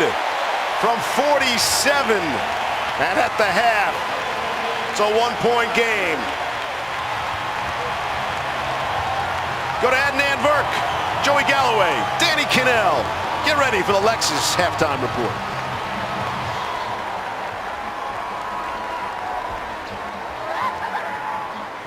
You'll like defensive football. This is 7-6. This is exactly what we expected. Well, the difference in the first half is that fumble on the goal line by Corey Clement. Yeah. It's an 11-point swing or 10-point swing there. They should really be up 11 points in the first half, but as it is, a 1-point game. Wisconsin will get the football to start the second half, and who's coming out as the starting quarterback in the second half for Wisconsin? If it's me, if I were Paul Chryst, I'm sticking with Alex Hornibrook. He's the one. I think if it were me, I think what he's trying to do is motivate his young redshirt freshman by having Bart Houston take a series, and we'll see how Hornibrook responds. It's quite a series, by the way. Guys in the studio were talking about it at halftime. Bart Houston came out, led a drive immediately down the field and a 17-yard touchdown. And there you see the numbers to this point. Houston perfect, and Hornibrook, let's say, not so perfect, Todd McShay. Yeah, I think the play is to go back to your starting quarterback. Hornibrook is your starter. Houston had a great drive, obviously builds his confidence, and now you can go to him. And I think we're going to see both quarterbacks in the second half, but I still think this is Hornibrook's offense for Wisconsin, and I really believe that he's going to be on the field a lot more than we'll see Houston in the second half. Out at the 25, that's where Wisconsin and Alex Hornibrook will start, leading 7-6. We open up quarter number 3. Here's Corey Clement, the ball carrier. Stopped there by Faith Ikakati. Ikakati replacing Nathan Bazata, who was injured in that first half. I think what's evident is that this Iowa defense is going to stack the box. I mean, they understand that Wisconsin a week ago against Ohio State got that running game going. They're going to make Alex Hornibrook make the plays in the passing game to win in the second half. Hornibrook out of the gun. You get a good look at it. To the left of him is Clement. Hornibrook to pass. And passing and completing to Clement. For the short game, Desmond King on the stop.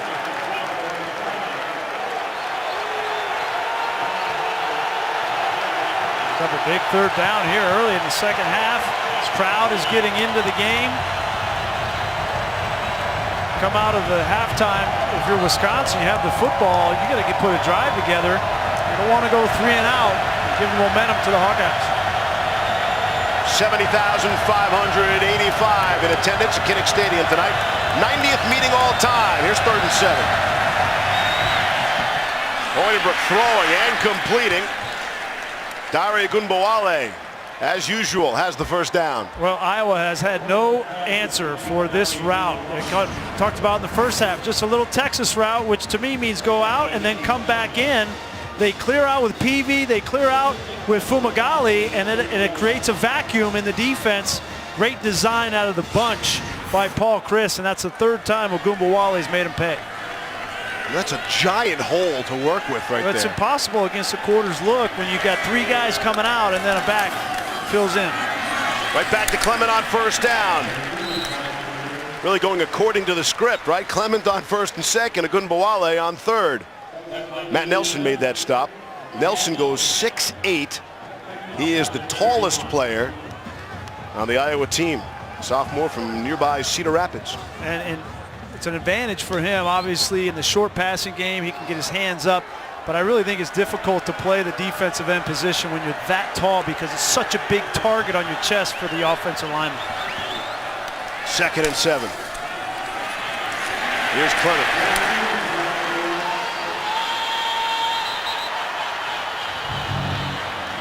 At interior of that Iowa defensive line, even without Bazata, who's out of this game, Ikakati you mentioned, and Jaleel Johnson, you can't talk about him enough. He's an underrated player for this Iowa defense.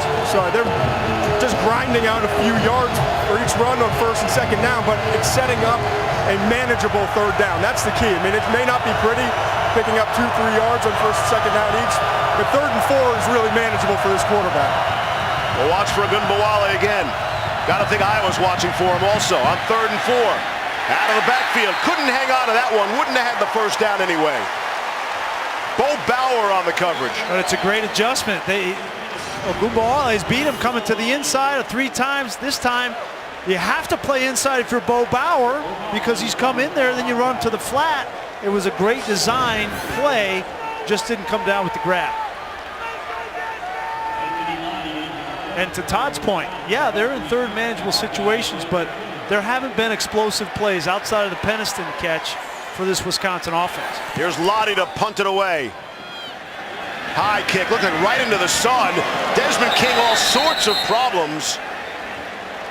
Good job by him to hang on to that football after the 37-yard punt by Lottie. 1-point game in Iowa. So just enough to the 29-yard line to allow Racinos to come in and make this a 1-point game.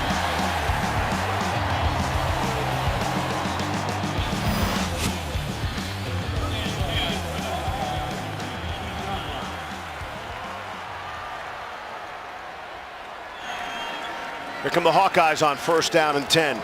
Trailing by a point. It's LaShawn Daniels.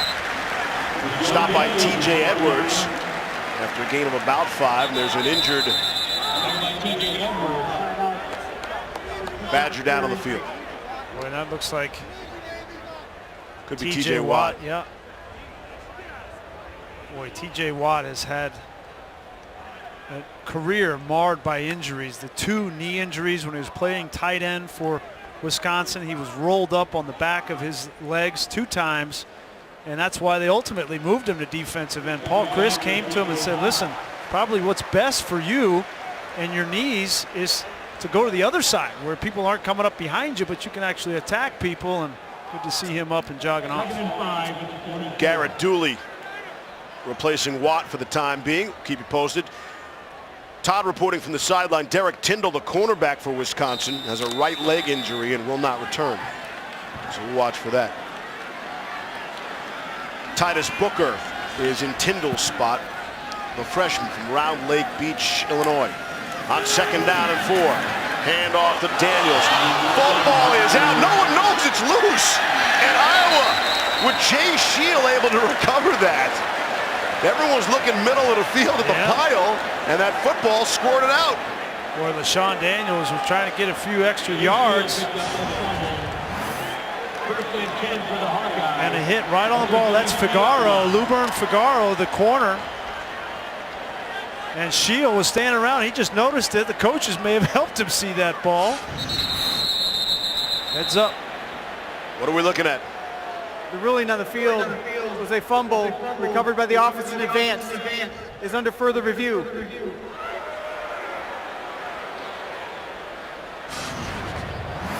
Just let's make sure this is a fumble. Figaro comes in there, and it's pretty clear that ball is.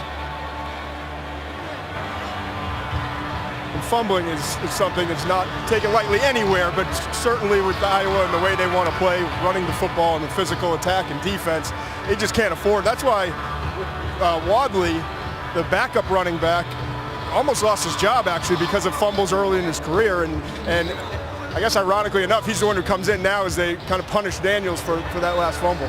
And you can't advance a fumble on offense as long as it's not 4th down, which it wasn't. And that was a hard hit on the ball. I don't blame Daniels for that. After further review, the ruling on the field is confirmed. 1st down, Iowa. So they get away with one.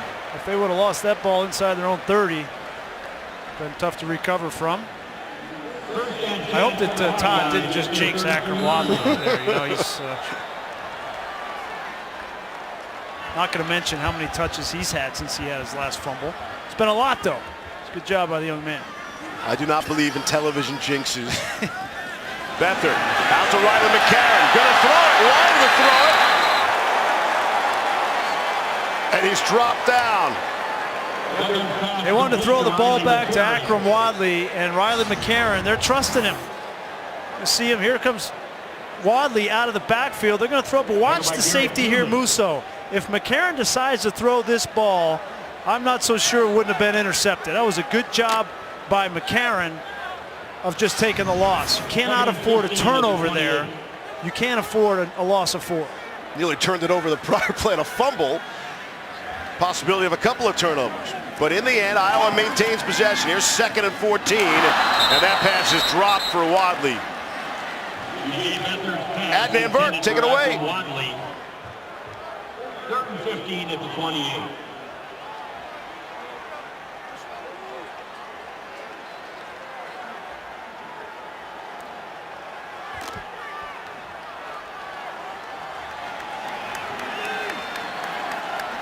All right, Adnan, and back just in time for 3rd and 14. At their own 28. Look at this defense. Rushing 2, really. Dump it off to Daniels. Got some blockers in front of him. Nowhere near the first down mark. And Kirk Ferentz there was just happy to avoid 2 potential turnovers. You know, get a screen and get a punt and get out of here.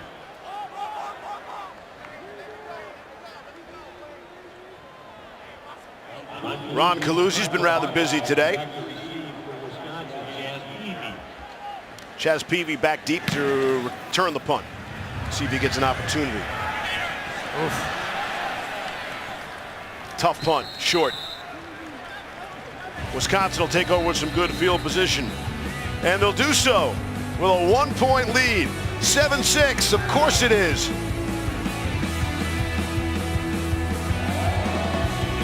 In his honor in 1972. Oh, he was also the student body president. Busy guy, huh? Back in the day. Hornibrook with all sorts of time. Throwing down the field as a man. Quintez Cephas down to the 5. Quintez Cephas, the true freshman, makes an appearance in the game. We talked about Wisconsin trying to find playmakers at the wide receiver position. We mentioned A.J. Taylor early in the game. Now it's Quintez Cephas' turn. These 2 guys are roommates. They study football together. They talk about the game. Chris has been so impressed with how these young true freshmen have taken to heart trying to make plays for this offense. Crafty move, getting that little push off early in the route. 57-yard gain. Has him down at the 6 of Iowa, looking to cash in. Here's Hornibrook handing off to Corey Clement. And he'll bang forward for a yard. Desmond King made the stop along with Josie Jewell. Well, this is last time they were down here is where they fumbled the football. And be interesting to see here on 2nd down in particular whether Paul Chryst decides to throw the football. They love to get the ball to Ramesh or Fumagalli on play action on 2nd down inside the 5. And again, Wisconsin's problem has not been going down the field. They've had 4 or 5 very long drives, just have not been able to cash in, except for that one.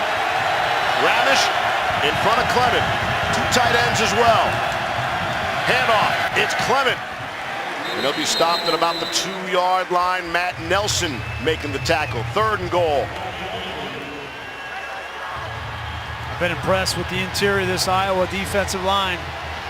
Again, they lost Buzzetta, but Jaleel Johnson, the Cockatee. It looks like Buzzetta's back in the game, so good to see him back in the football game. They need him here.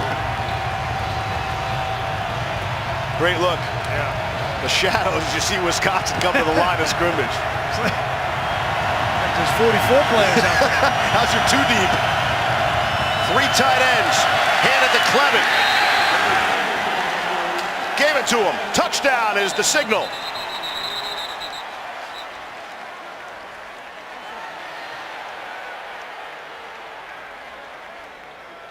Well, it was close.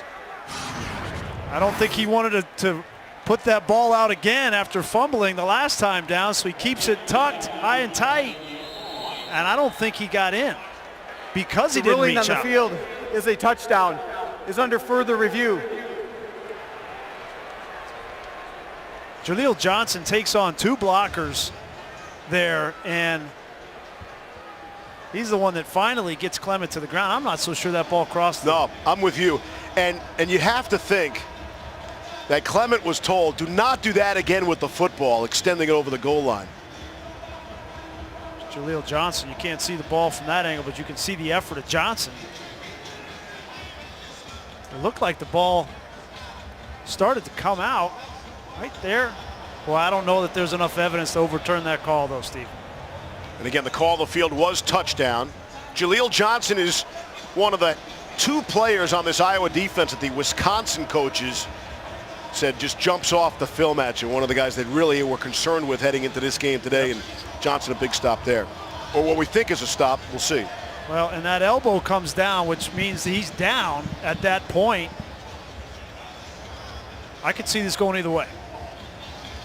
And usually if that's the case, then the call on the field would stand. Let's see. After further review, the ruling on the field stands as called. Touchdown. And I think if they would have ruled him down at the 1-inch line, that would have stood too. 4 plays, 62 yards. The big play, 57-yard pass. Hornibrook to Quintez Cephas for 57 yards, setting up the touchdown. So Clement Tones for now getting in there. Here's Endicott. He's missed 1 extra point this season. He nails that one. 14-6 Badgers. Still want to go back to Houston? Right. Let's check in with the guys. See what the guys in the studio have to say about that at a later date.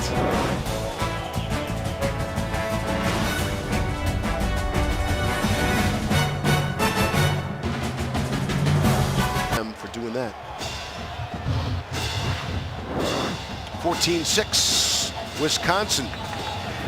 Best 2-loss team in the country, the Badgers, ranked 10th in the nation despite consecutive losses. That's something else. Meanwhile, just beyond the stands here, you get a good look. That's the Stead Children's Hospital, Stead Family Children's Hospital that they've just built here. It looks like a beautiful building with a better cause. Well, it's a great idea because you can see the top level of that building. They call it the press box. And once this hospital opens, the kids will be able to go to that top level and they can see over the stands to the field so they can watch the game. They got like a better view than we do. That's over awesome. What a great idea. Anytime you can put a smile on a sick kid's face, man. They said they're going to pump the AV in there too so they can hear the call of the game. It's going to be awesome. First down and 10. Handoff is Wadley. Hey, so that was a live picture we showed you. Is that football out? Fighting for the ball out. They're still fighting. Only now do we get the whistle. Boy, isn't having trouble hanging on to the football. Daniels has had trouble. Clement has a fumble in this game. Alec James might have knocked that free, and James is the guy signaling Well, there's no Wisconsin football. Yeah, the officials haven't signaled anything. Normally when they haven't said anything, and then that's been a fumble. They're waiting to see who comes up with it. I can tell you this, the whistle had not blown. Beagle says it's Wisconsin's ball. The officials say no. Iowa's going to retain possession. That's Butker that comes up from the pile with it. Oh, it's Akram Wadley. Todd did jinx him. I know. I was hoping you weren't going to remember. That ball was clearly out long before he was on the ground. So credit Butker with coming up with a huge recovery. Back-to-back series. Shield recovers a Daniels fumble, and Butker now recovers one from Wadley. Daniels is out of the game. Wadley checks out after the fumble. Daniels is in, and then Beathard able to fight off one hit and throws it away. Jack Sitchie had the hit on Beathard but couldn't bring him down. And that was one of the stories for the Wisconsin defense a week ago. They got to J.T. Barrett. They couldn't bring him down. Well, Sitchie's right here. He's going to beat the block, and his nickname is 3-Sack Jack, you know, because he had 3 sacks in a row against USC in a bowl game, but that time he doesn't wrap up C.J. Beathard, who is a gamer and gets outside the pocket and throws the ball away. 3rd down and 7. It's got to be so frustrating for a linebacker or a defensive lineman. You get home and you can't punctuate it with the sack. 3rd down and 7. Here's Beathard. Off the fingertips of Jay Shield. Couldn't bring it in. Oh, and they wasted a good protection down from that offensive line up front. All kinds of time for Beathard to step up and throw the football. And it looked like Smith had a little trouble getting out of that break on the comeback, and the timing was off. Here's Ron Caluzzi. Punt number 6. He ran up and took a big hit. Jazz Peavy will pick it up on a bounce for Wisconsin and spin away out to the 38-yard line. Our referee, Jeff Cervinsky, was right next to the punter, and he was declining. I think he might have been saying that he was blocked into the punter. I thought he was going to run with it for a second there, too. It's a 45-yard punt. I don't like those rugby punts. He definitely wasn't blocked into him. That could have been called. That's Arrington Farrar. Well, he does hit him before he hits the punter, but it's a bang-bang play. Wisconsin now with the 8-point lead and the football. Out of the 37. Jet sweep to Peavy. That was so effective a week ago. Haven't seen much of it today. College football action continuing tonight here on ESPN. First at 6 Eastern. It's Arkansas and Auburn. And then at 9, Ole Miss will head into Death Valley to take on LSU. Both games also available streaming live on the ESPN app and watch ESPN. A couple of showdowns tonight throughout college football. Peavy a week ago on that jet sweep. They went to it 5 times for 67 yards just in the first half. Ohio State eventually figured it out. That's Peavy on the receiving end from Hornibrook. Josie Jewell on the stop. Wisconsin's thrown the ball on first and second down more this season than I can remember in a long time. And I think it's getting this offense in rhythm. It's making them come up with third and short scenarios. They don't run the ball as well as they have historically. And so I don't think Paul Chryst has beat his head against the wall with that, trying to continue to do that. He understands I'm going to have to supplement with a short passing game. It's helped him so far this season. Case in point, they're getting a 3rd and 1. Last time was only the 3rd time in 22 years Wisconsin did not have a 1,000-yard rusher. Hornibrook from under center hands it off to Clement, and he has enough for the first down. You know, speaking of numbers, all these guys have eye-popping numbers in high school. I get that, Grease. Corey Clement, and as a senior in high school, had 1 game, okay? 18 carries, 419 yards. I took the liberty of doing the math. That's 26.6 yards per carry. I know it's high school, everybody, but wow, Glassboro High School in New Jersey. 18 carries for 419. Today, the average is slightly off. 23 carries for 69 yards and a touch. I give him a lot of credit. You know, last year was not a good year. He was hurt. There was a lot of people questioning his selfish approach. He's come back strong. Hornibrook throwing down the field. He's got a man, and he overthrew Peavy. We never overthrow Adnan Burke.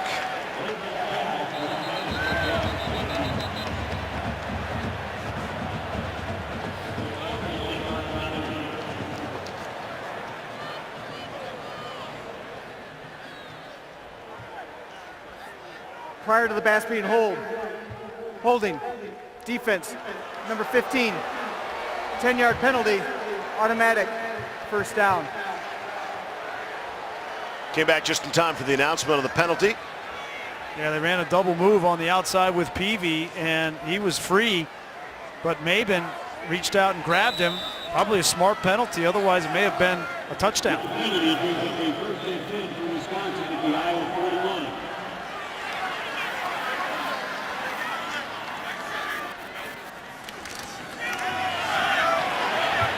Hand off to Clement, and you have to respect the jet sweep every time. They're constantly setting people in motion, Wisconsin.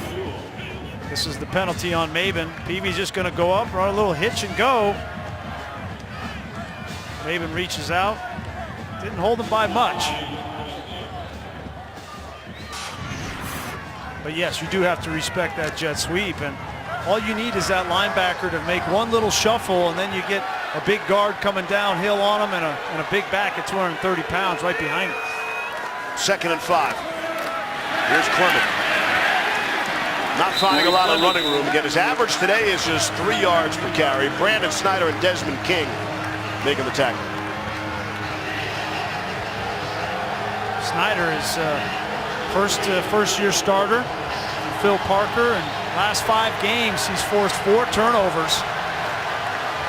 Outstanding basketball player, football player in high school.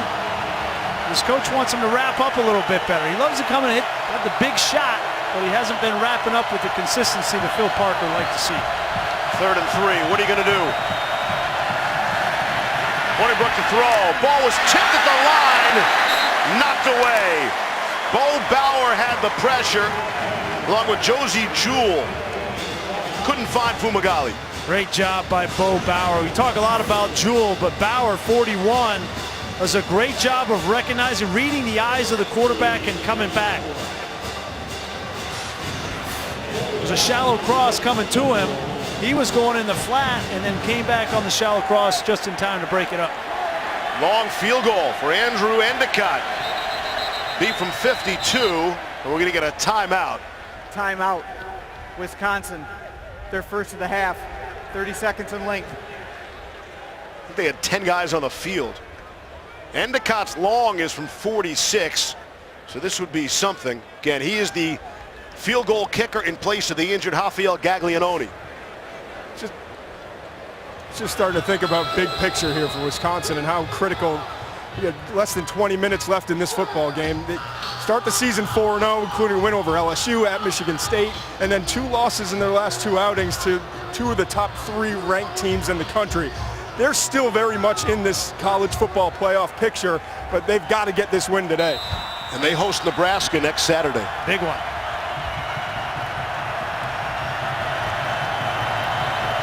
Endicott the miss from 32. So why not try it again from 52?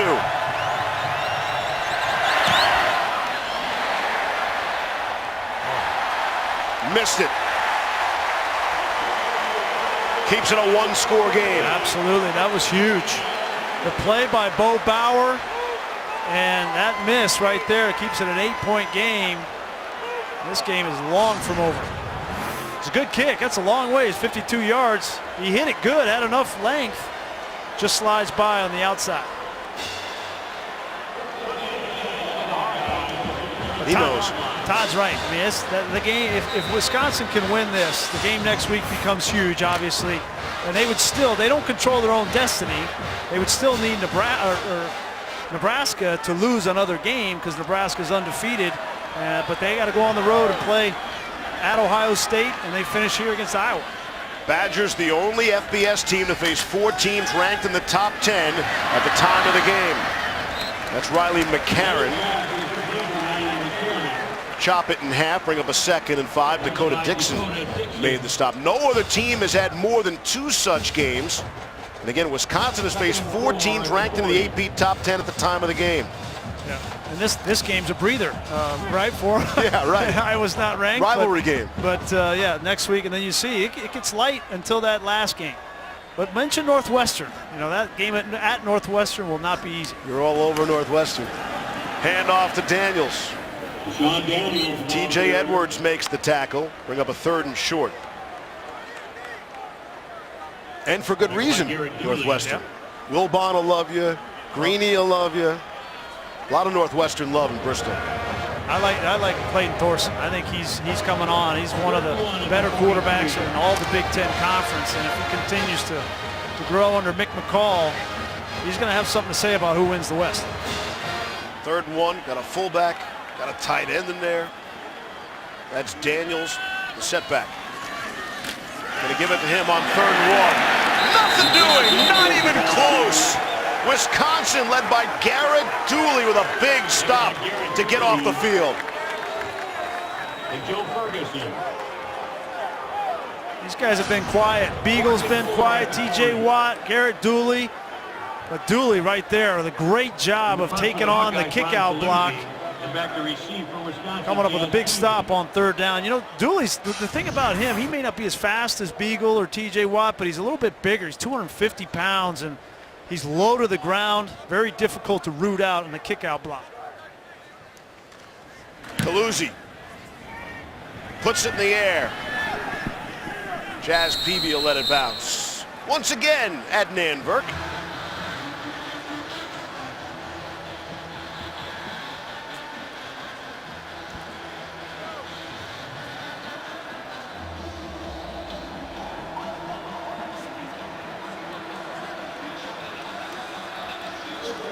Hear what he called you?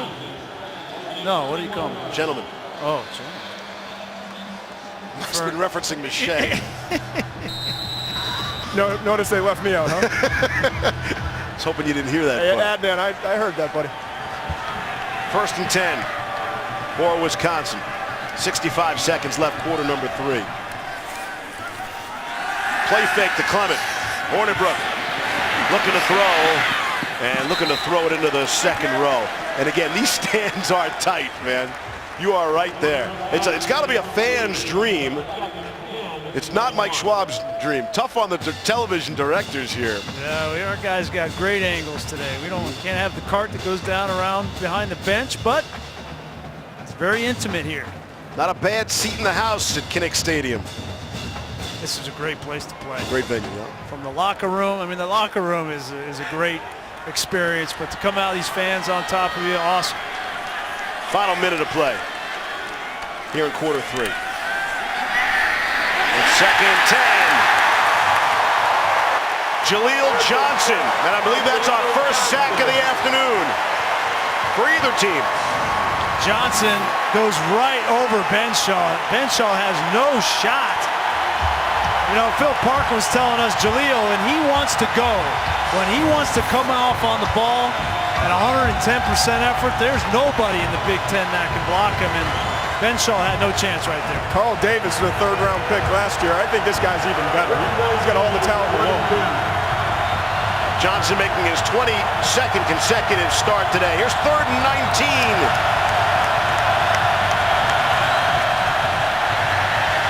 Hornibrook under pressure, he'll go down again. And again it's Johnson.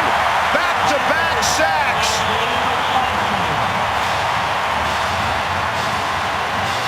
And that's how the 3rd quarter will come to an end. The crowd roaring its approval. ESPN. What a finish to that 3rd quarter. Back-to-back sacks by Jaleel Johnson. And Anthony Lottie is standing at his goal line. Lottie will get it away. Desmond King, the fair catch, and Todd, they'll start on the Wisconsin side of the ball. And C.J. Beathard's not the guy you want to allow to hang around in games. He's 18-4 as a starter in his career. 5 of those 18 wins have come as 4th quarter comebacks. When trailing in the 4th quarter, he's led them back to win 5 times. So this guy, for all the toughness and the ability that he has, he's also clutch.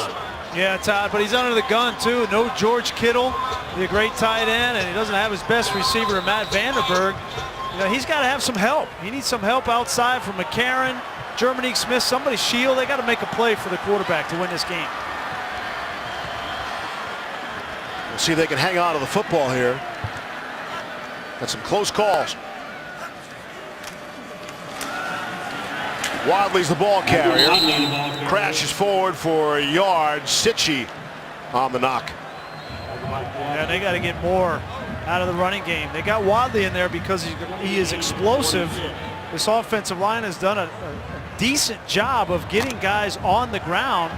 You see the production today, it just hasn't been enough. They're looking for that home run like he gave against Minnesota, that game-winning touchdown run, 54 yards.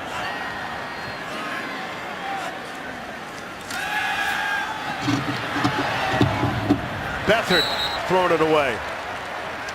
Just good recognition there by Wisconsin defensively. They've seen that play on film. TJ Edwards, a linebacker, took Wadley in the flat, and they had Dakota Dixon free to come pressure the quarterback, and there's nowhere to go with the football from C.J. Beathard. Greg Davis, their offensive coordinator, he's going to need to come up with something to manufacture some production in the passing game, because 82 yards through 3 quarters is not going to get it done. 10 of 21. Yep. 3rd and 9.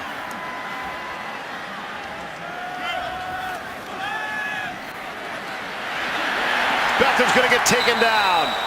Garrett Dooley and T.J. Watt on the sack. First sack for the Badgers defense. I'll put you in C.J. Beathard's shoes right here from Skycam. Where are you going to throw the ball? 87 fan, nowhere to go with that football. Nobody's open. Trying to throw a dig on the weak side, you got a linebacker underneath, and that's a coverage sack.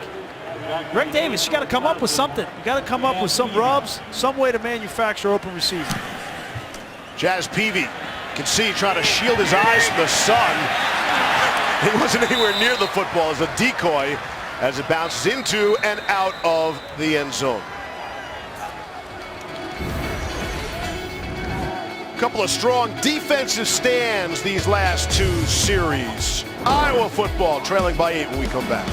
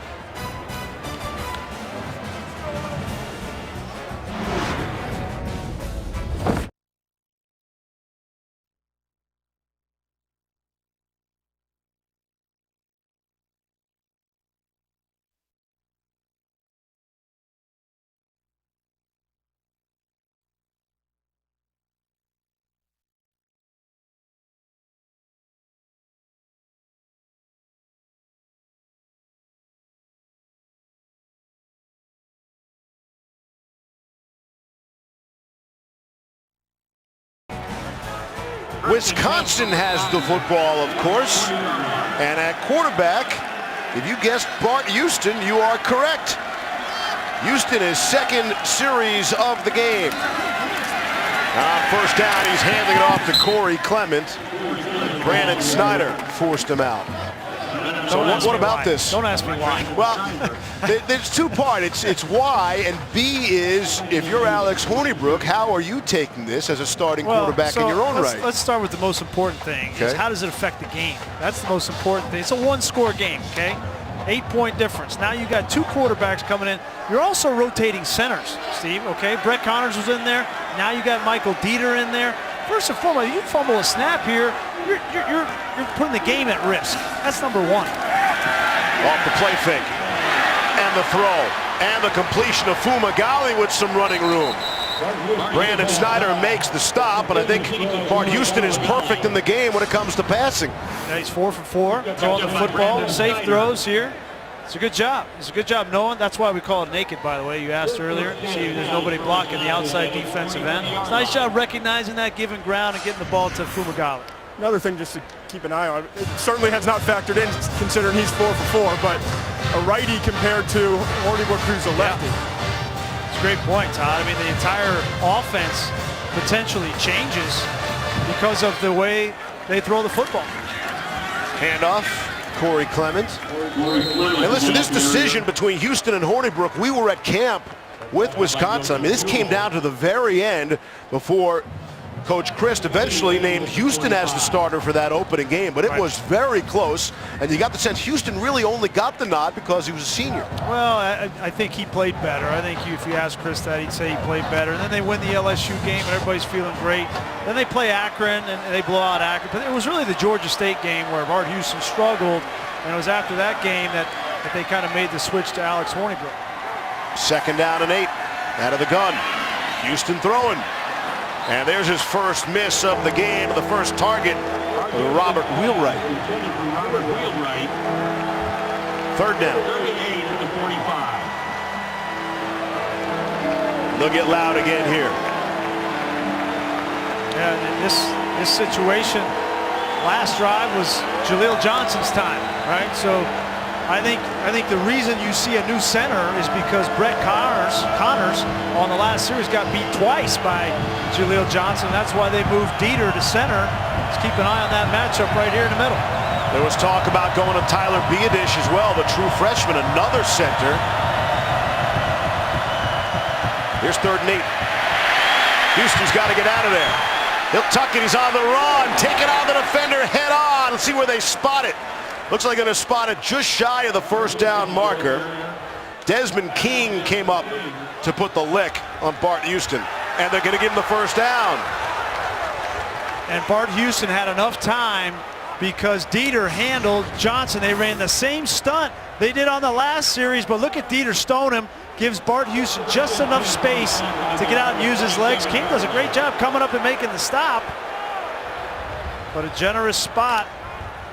I thought he was short originally. Oh, yeah. Well, I rolled on top of Down the him. field as a first down is under further review. You know, he's not down, obviously, when he's on top of King, and he seemed to roll over onto his back. Question is, where was the football when he landed on his back? Great tackle by King. He's not down, rolls over. Again, that's pretty close, which means That shoulder. his shoulder comes down right there. I think he's That's short. tough call. I think he's short. Yep. By the naked eye, I had him short too. There's that word. It keeps popping up in the broadcast. Can't understand. Yeah, the ball's in his left hand. And this is a critical spot in the game. Yeah. I think that he's in his left hand, but when he comes over, the ball looked like it was right at the line of gain. Amazing how many plays in college football are so close. What did we do before the review process? Wait, we just went with the calls on the field? By the human eye? Human error? Let's see. Big point in the game. After further review, the ruling on the field stands as called. First down. How about the effort, the second effort by Houston?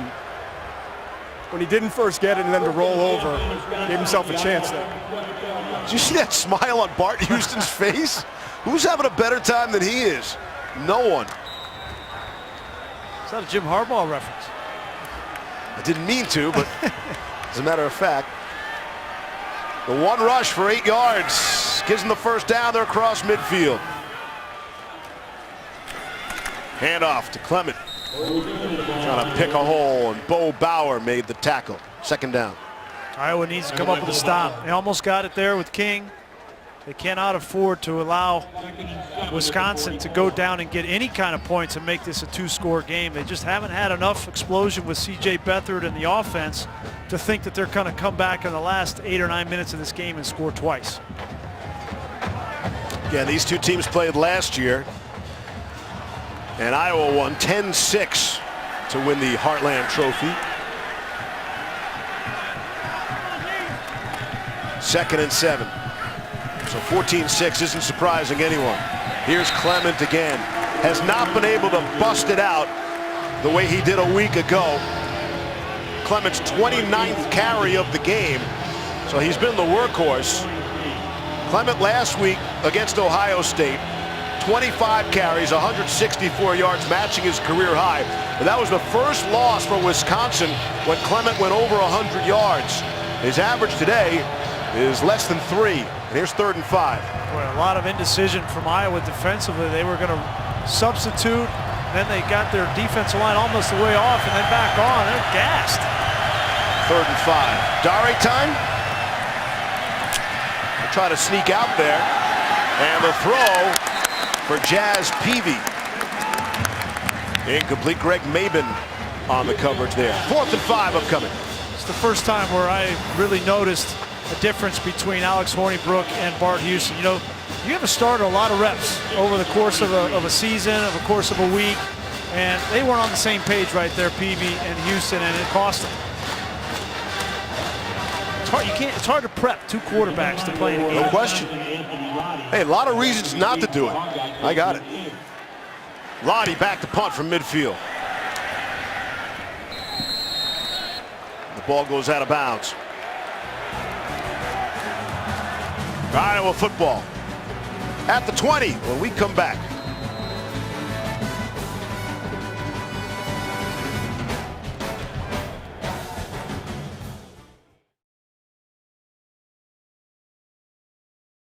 following college football.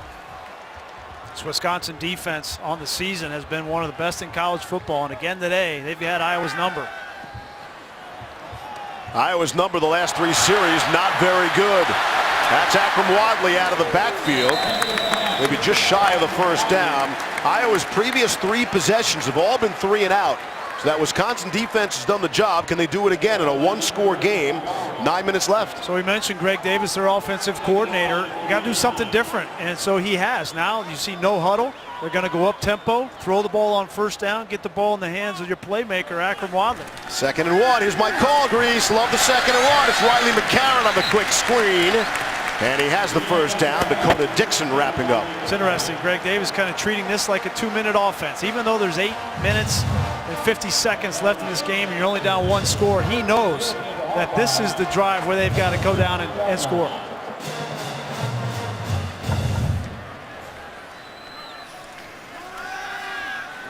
Good pocket for Beathard. Throwing. Ranging up high. Jermaine Smith.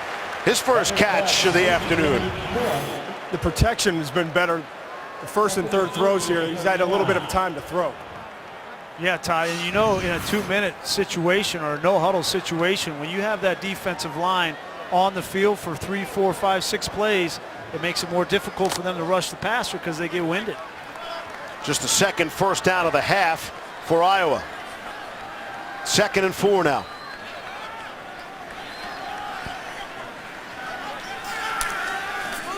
Rushing 4. It's McCarron with some running room. Out to about midfield where he's slammed out by Titus Booker. Back-to-back bubble screens. That's replacing their run game. They haven't been able to run it against this stout front 7, so let's flip it out to McCarron with a couple of lead blockers, and he gains another first down. Keep an eye out for Noah Fant, the tight end. We haven't heard much of his name today, but he's athletic and can create some mismatches with his size. Beathard is 4 for 4 on this drive. And looking to go up top again. Short pass for Wadley. He can make some people miss. And he's down to the 35-yard line. Here come the Hawkeyes on the move. Yep. Now what's Justin Wilcox going to do? Maybe you need to start bringing some pressure, play a little bit tighter, man-to-man. You can't let Akrum Wadley just come out of the backfield. Free release, he's beat you on back-to-back plays. Straight handoff this time to Wadley. Cuts it to the outside. And steps out of the 31. That's that lateral agility that we talked about. Watching tape of him, so explosive with his ability to cut. He can string together moves, and then he accelerates off his cut foot. All the great backs in terms of creating yards with their ability to make defenders miss have that kind of ability, and Wadley's showing it right there. 6th play of the drive. That's the first run play. And while Todd was talking, we saw Jack Sitchie go off the field hurt. Oh, look at this. Beathard's going to take off up the middle. And CJ leans forward for an extra few.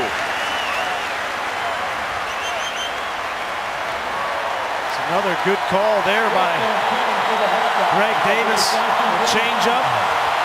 See Jack Sitchie, their stud inside linebacker, go off the field, and then Ryan Conley, his backup, comes on the field, and you run the quarterback draw right at him. This is the area of the field where I really think that Fant, as Todd mentioned, Fant needs to become a factor. Kittle was such a big part of the offense. He's a true freshman, but they need to get him the football. Pressure from the outside. Beathard has to get rid of it early and threw it away. Lubin Figueroa came up. Boy, eyes in the back of his helmet there. Not sure how he saw Figueroa coming out of the... Sometimes these corners come like that and they're breathing too hard. You know, don't give it away. You got to hold your breath when you get there. Could you really hear it? Oh, yeah. You can hear it, the breath coming at you. Maybe not the breath, but sometimes they'll scream at you. Come on, Greasy. They'll scream at you thinking they're going to scare you, but all they're doing is giving themselves away. 2nd and 10. And it's bad breath sometimes too, I would think. Here's Wadley on the short game. TJ Edwards wrestles him down. This screams Big Ten football today, doesn't it?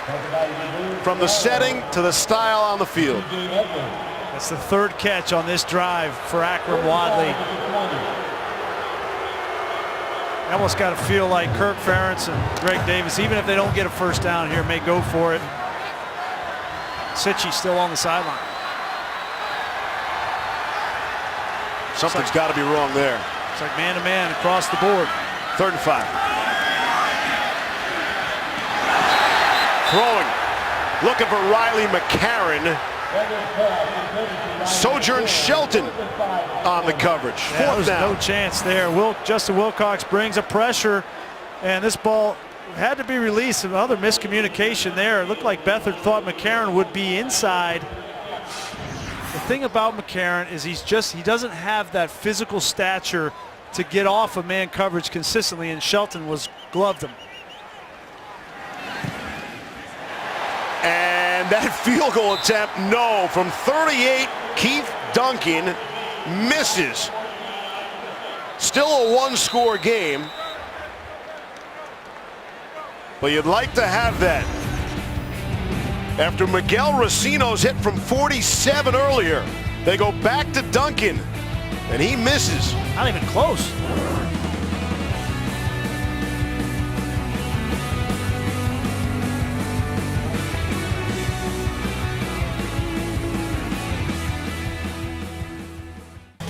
Texas A&M defense has gotten much better since they hired John Chavis. And the Chief, I think, will have something cooked up for the freshman Jalen Hurts, but it's certainly going to be a struggle in Tuscaloosa. On 1st down and 10, it is Alex Hornibrook back in the game. And Hornibrook handing off to Corey Clement. Brandon Snyder makes the stop, and some of the keys that both Brian and Todd had on that game. Yeah, I thought that, that A&M defense, that line, can they hold up, and then can they rattle Jalen Hurts? And I know, Todd, you think Trevor Knight's a key. Yeah, he's got to have a big game. Remember, back in 2014, that Sugar Bowl, over 340 yards passing, 4 touchdowns. Probably the best game that he's played in his career. He needs to have another one. It's obviously not going to be very easy on the road at Tuscaloosa, but he's got to play smart, not turn the ball over. He's got to use his feet, too, when he gets the chance.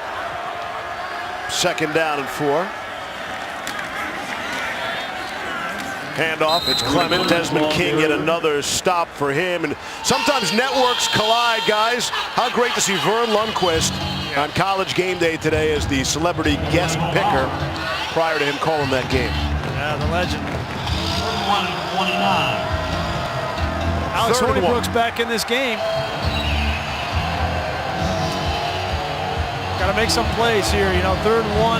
I know Paul Chris wanted to take the air out of the football, probably run it here, but there's going to be a couple 3-4 plays where Alex Hornibrook's going to need to make in the passing game to seal this game. Ramish is the fullback. And they're going to hand it off to Clement. Breaks outside. And finally a big game for Corey Clement. It's been a whole lot of 3-yard gains for Clement today, and then that for 34. Well, Josie Jewell, your linebacker, he had him behind the 1st down marker and just unable to get him on the ground. And we talked about the stiff arm there from Corey Clement. 230 pounds with that kind of speed. You come up and try to get him on the ground, and it's difficult. And everyone did their job. The defensive line did a great job blowing up the ISO block. And one of the most reliable tacklers on the defense for Iowa just is not able to wrap it up. Clement, by the way, has carried the football 32 times. His previous long was 8 yards. He goes for 34 there. They give him a breather, and they give it to Ogunbowale on the carry there. He's been the workhorse. Again, the average is not what you'd like it to be, but he's been carrying the football all afternoon. At the end of the day, the production, and you wonder, as you have a physical back, you get into the 4th quarter, all those physical downhill runs start to take their toll, and all of a sudden the Jaleel Johnsons of the world aren't, in the backfield, and it takes that's been the Wisconsin recipe for a long time, and this offensive line and running game starting to take over in the 4th quarter. There you see Clement in this 4th quarter, exactly what you're talking about, wearing down that Iowa defense. On 2nd and 6, Bradrick Shaw checks in and carries the football, and he has the first down. 2:20 left in the game, with Iowa having all 3 timeouts remaining. Yep. Kirk's going to take a... And they'll use one here. And we'll take it with them. 1-score game here in Iowa City. And Got JT Barrett in your Heisman top 3? top 5 for sure. Wow. This drive, as Wisconsin trying to put this away, 5 plays, 55 yards, all of them on the ground, including that 34-yard run by Corey Clement. He's the ball carrier again out to the 21, and another timeout taken by Iowa leaves them with 1 left.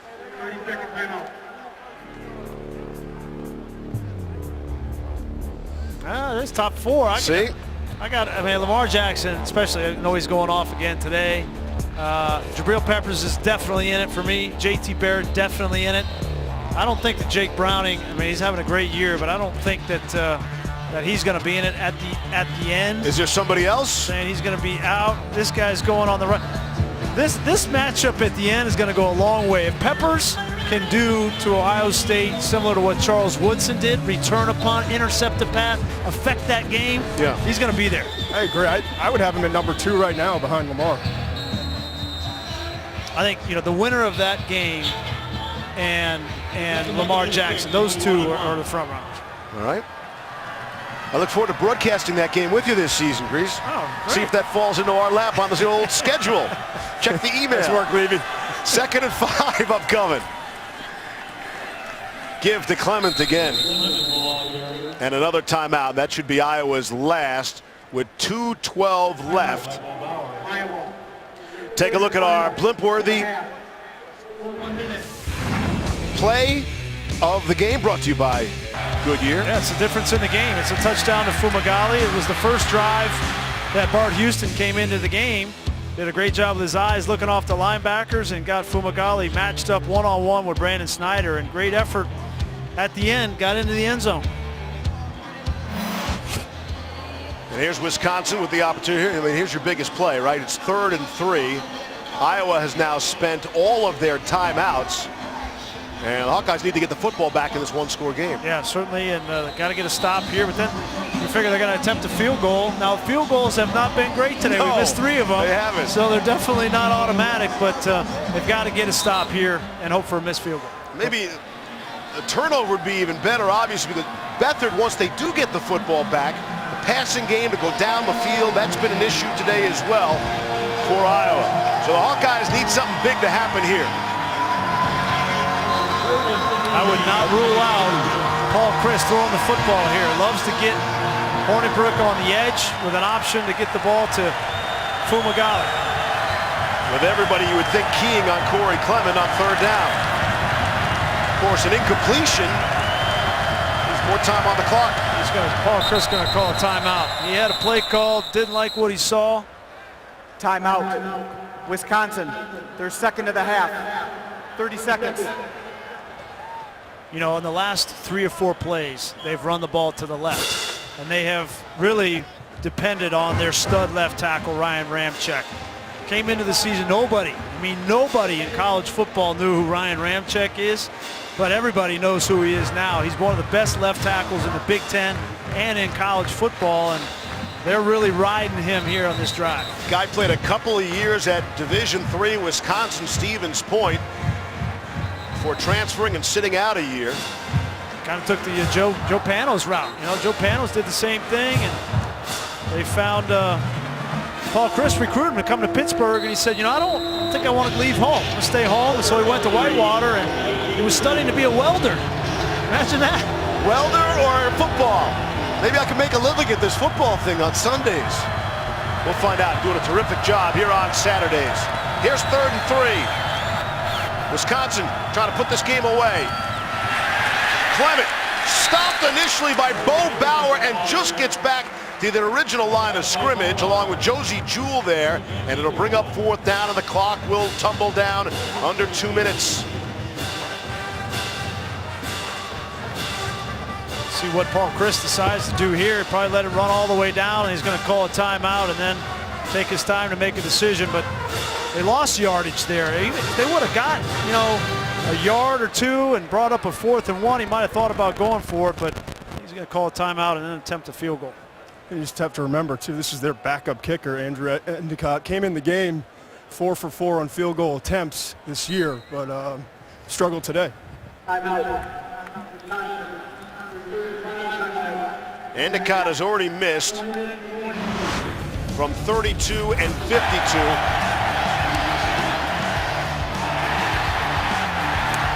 I mean, the 52-yarder, he hit it pretty good. Yeah, it just kind of slid right. The shorter one was bad. But if I'm Paul Chryst, I'm looking at this as with a season view. This is a top 10 team, and we have designs on going to the Big Ten championship, and I'm going to need my kicker. What a great opportunity here, to give him a little bit of confidence to seal a game. This would be from 35, 36 yards away. He came in, to perfect on the season, and now McShay's, selling him down the river. Won't even let him attempt a field goal. What are the odds that the holder and long snapper have the same first name, both named Connor? No relation. We'll call it 36. Andrew Endicott, the senior, pressed into this role, as Todd mentioned, because of the injury to Gaglianone.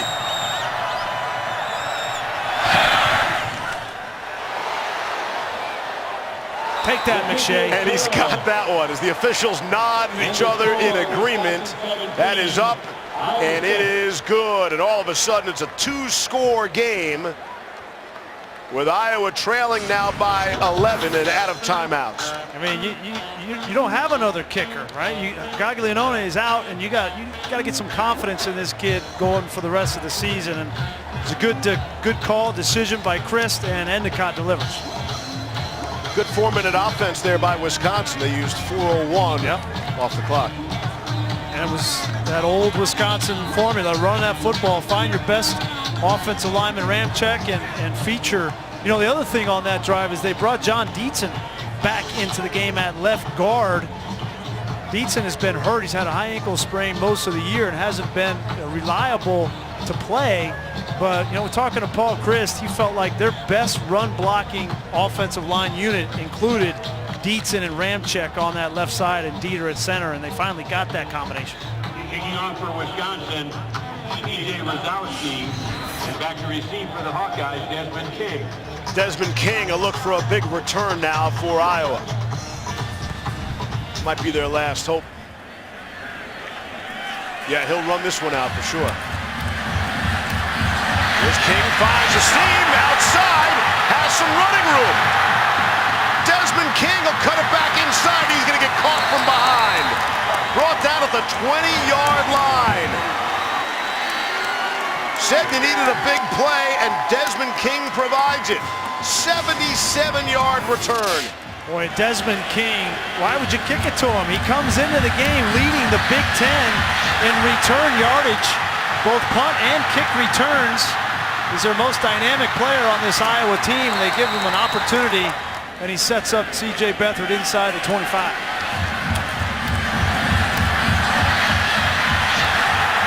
And you're going to need 2 scores here, Grease, now. Yep. With no timeouts.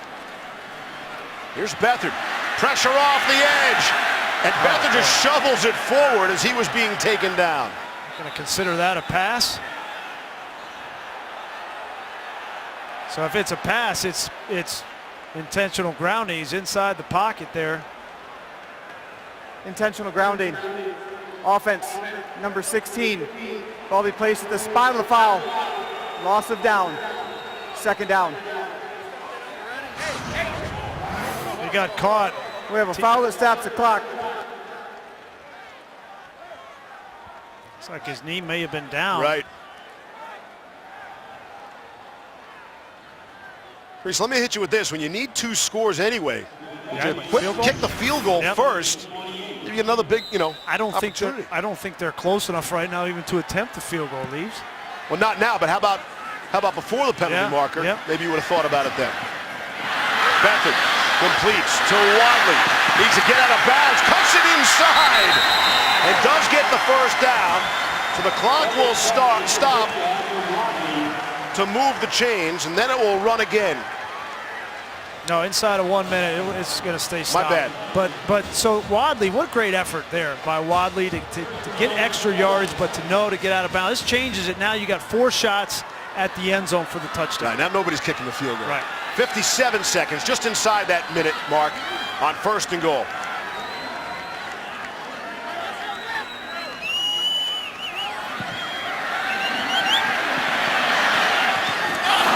Nearly intercepted. Ryan Connolly able to break it up, looking for Riley McCarron. Got to get a little more pressure on C.J. Beathard. You can't let him sit back there and take 3 hitches. Ryan Connolly's playing for the injured Jack Sitchie. Good look from our pylon cam there.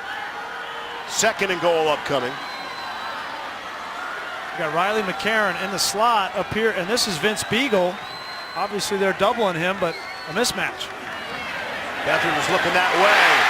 Scooped off the turf. Did he grab a touchdown? Noah Fant. Did he grab that off the turf? We mentioned Fant had to be played big today for the injured George Kittle. He runs an out and up. Got it. He's got it. Oh, that was closer than you thought initially. He's got the call on the field is touchdown. The ruling on the field is a touchdown, is under further review.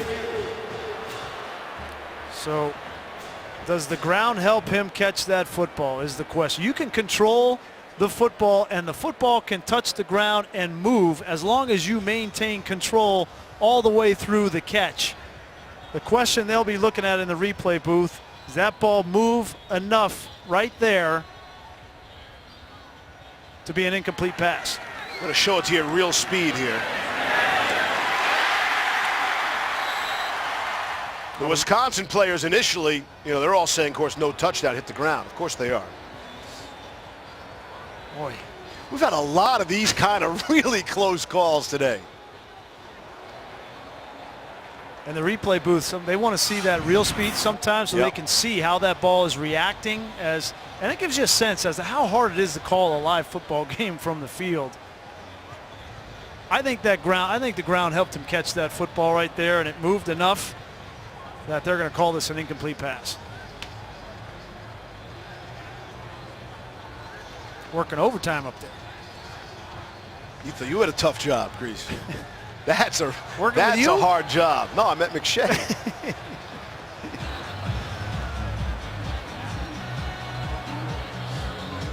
You guys are relentless today, huh?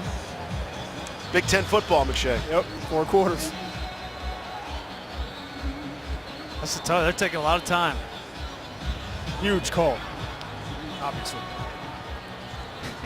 Captain Obvious. Captain Obvious down there. Here we go.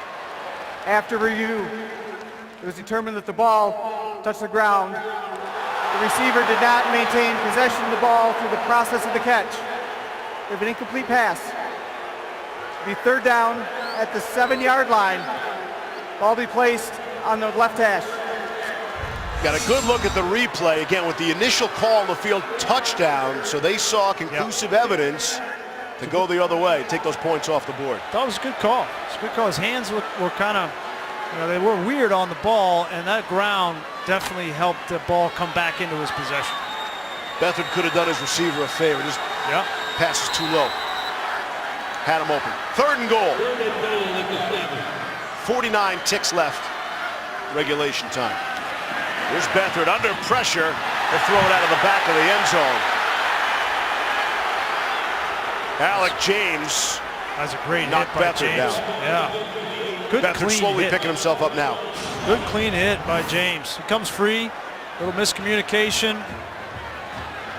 That's football right there. So here you get the field goal attempt now. Yeah, now you want a field goal and then onside kick and try to get back down in position, take a couple other shots at the end zone. Here's Keith Duncan. 3rd try.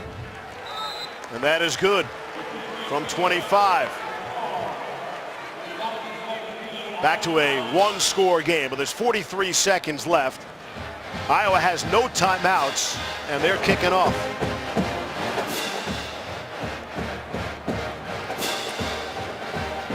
Wisconsin looking to go to 5-2. Again, how many teams can have consecutive losses and still be ranked 10th in the country? Not many, right? Not many. But don't count these guys out. They are certainly in the conversation. If they're able to hold on here, the game next week will be huge. That game in Evanston is a sleeper, and the rivalry game against Minnesota, I don't think Illinois or Purdue are going to put up much fight against the Badgers. And if so, if they're able to go undefeated and Nebraska loses at Ohio State and Wisconsin goes to the Big Ten Championship, I guarantee you, whether it's Urban Meyer or whether it's Jim Harbaugh, neither one of those guys want to see this Wisconsin team again. Right. Yeah, they're not a fun team to play against. Again, the winner of this game has represented the West in the Big Ten Championship game each of the last 2 years. Iowa last year, Wisconsin 2 years ago. Ron Caluzzi, the onside kick. Gets the big hop. Jazz Peavy will just let it go out of bounds. That's a smart play. Yep.